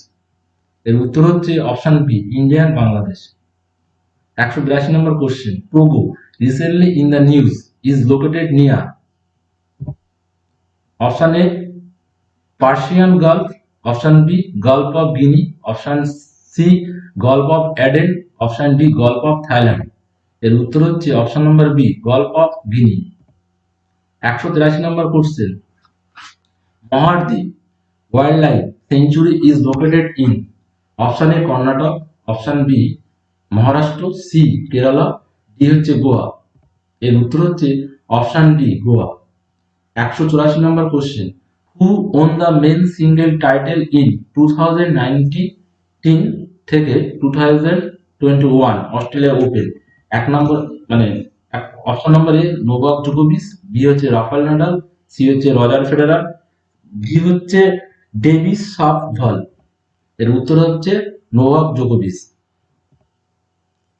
185 number question, who won the women single title in the 2021 Australia Open? Option A G Muguruza, C হচ্ছে Naomi Osaka, D হচ্ছে Naomi Osaka, C হচ্ছে Simona Halep, D হচ্ছে Ashleigh Barty. এর উত্তর হচ্ছে B Naomi Osaka. 186 number question, which country become the 54th member of Commonwealth family? Option A Sri Lanka, option B Iraq, option C Iran, option D হচ্ছে মালদ্বীপ। এর উত্তর হচ্ছে option D Maldives. 185 number question, in which city Indian navy conduct coastal security exercise Matla Abhiyan? Option A Chennai, B Bangalore, C Visakhapatnam, D Kolkata. এর উত্তর হচ্ছে option D Kolkata. 188 number question, which film won 7 award in the BAFTA award 2020 including the category of best film director and outstanding British film? এর option A হচ্ছে Jojo Rabbits, option B হচ্ছে 1970, C হচ্ছে Parasite, D হচ্ছে Ford and Ferrari. এর উত্তর হবে 1970। হু won the award for leading actor at BAFTA award 2020? Option A Leonardo DiCaprio, B হচ্ছে Joaquin Phoenix, C হচ্ছে অ্যাডাম ড্রাইভার, আর ডি হচ্ছে অ্যান্টোনিও ব্যান্ডারেস। এর উত্তর হবে জোকিন ফিনিক্স অর্থাৎ অপশন নম্বর ডি। 190 নম্বর question, which country ended free travel for Indian passport holders? Option A Bhutan, option B Somalia, option C Norway, D Bangladesh. এটা উত্তর হচ্ছে অপশন এ ভুটান। 191 নম্বর question, which Indian city recently receive UNESCO world heritage site certificate? Option A Ahmedabad, option B Jaipur, option C Agra, option D হচ্ছে দিল্লি। এর উত্তর হচ্ছে option B Jaipur. 152 number question, recently which countries department for international development sign MoU with Indian railways? Option A হচ্ছে Russia, B USA, C China, D হচ্ছে UK. এর উত্তর হচ্ছে option D UK. 153 number question, the historical city Chowk, the commercial hub in old Jammu, was renamed as Mahatma Gandhi Chowk, মনোহর পারিকার চক, ভারত মাতা চক আর অটলজি চক। এর উত্তর হচ্ছে option C Bharat Mata Chowk. 154 number question, 19 world productivity congress will be held in? এটা হচ্ছে Chandigarh, D হচ্ছে Hyderabad, C হচ্ছে Mumbai, D হচ্ছে ব্যাঙ্গালোর। এর উত্তর হচ্ছে option D Bangalore. 195 number question, which city will host 180 Indian science congress in 2021? এটা option A Pune, option B Hyderabad, option C Mumbai, option D Bangalore. এর উত্তর হচ্ছে option A Pune. 196 number question, who has appointed as the new finance secretary? Option A Sudhanshu Pandey, option B Ajay Bhushan Pandey, option C Ramesh Sobti, option D Rajiv Kumar. এর উত্তর হচ্ছে option B Ajay Bhushan Pandey. 197 number question, cabinet approve the 100% foreign direct investment policy in? Option A হচ্ছে IOCL, option B হচ্ছে NTPC, option C হচ্ছে ONGC, option D হচ্ছে Air India. এর উত্তর হচ্ছে এয়ার ইন্ডিয়া। 198 নম্বর কোশ্চেন, ডেভি Shmyhal become the new prime minister of Croatia? B হচ্ছে Serbia, C হচ্ছে ইউক্রেন, ডি হচ্ছে অস্ট্রিয়া। এর উত্তর হচ্ছে option C Ukraine. 199 number question, who among the following have been name by the Time magazine among the world 100 student women of the year? Option A হচ্ছে অমৃত কর, option B হচ্ছে Indira Gandhi, option C হচ্ছে Sucheta Kripalani, option D হচ্ছে both A and B. এর উত্তর হচ্ছে both, D D আর কি, এ and B হবে, অমৃত কর আর ইন্দিরা গান্ধী। হ্যাঁ। 200 number question, which country has won its record 5th ICC women টি20 world cup title? Option A England, option B Australia, option C India, option D New Zealand. এর উত্তর হচ্ছে option B Australia.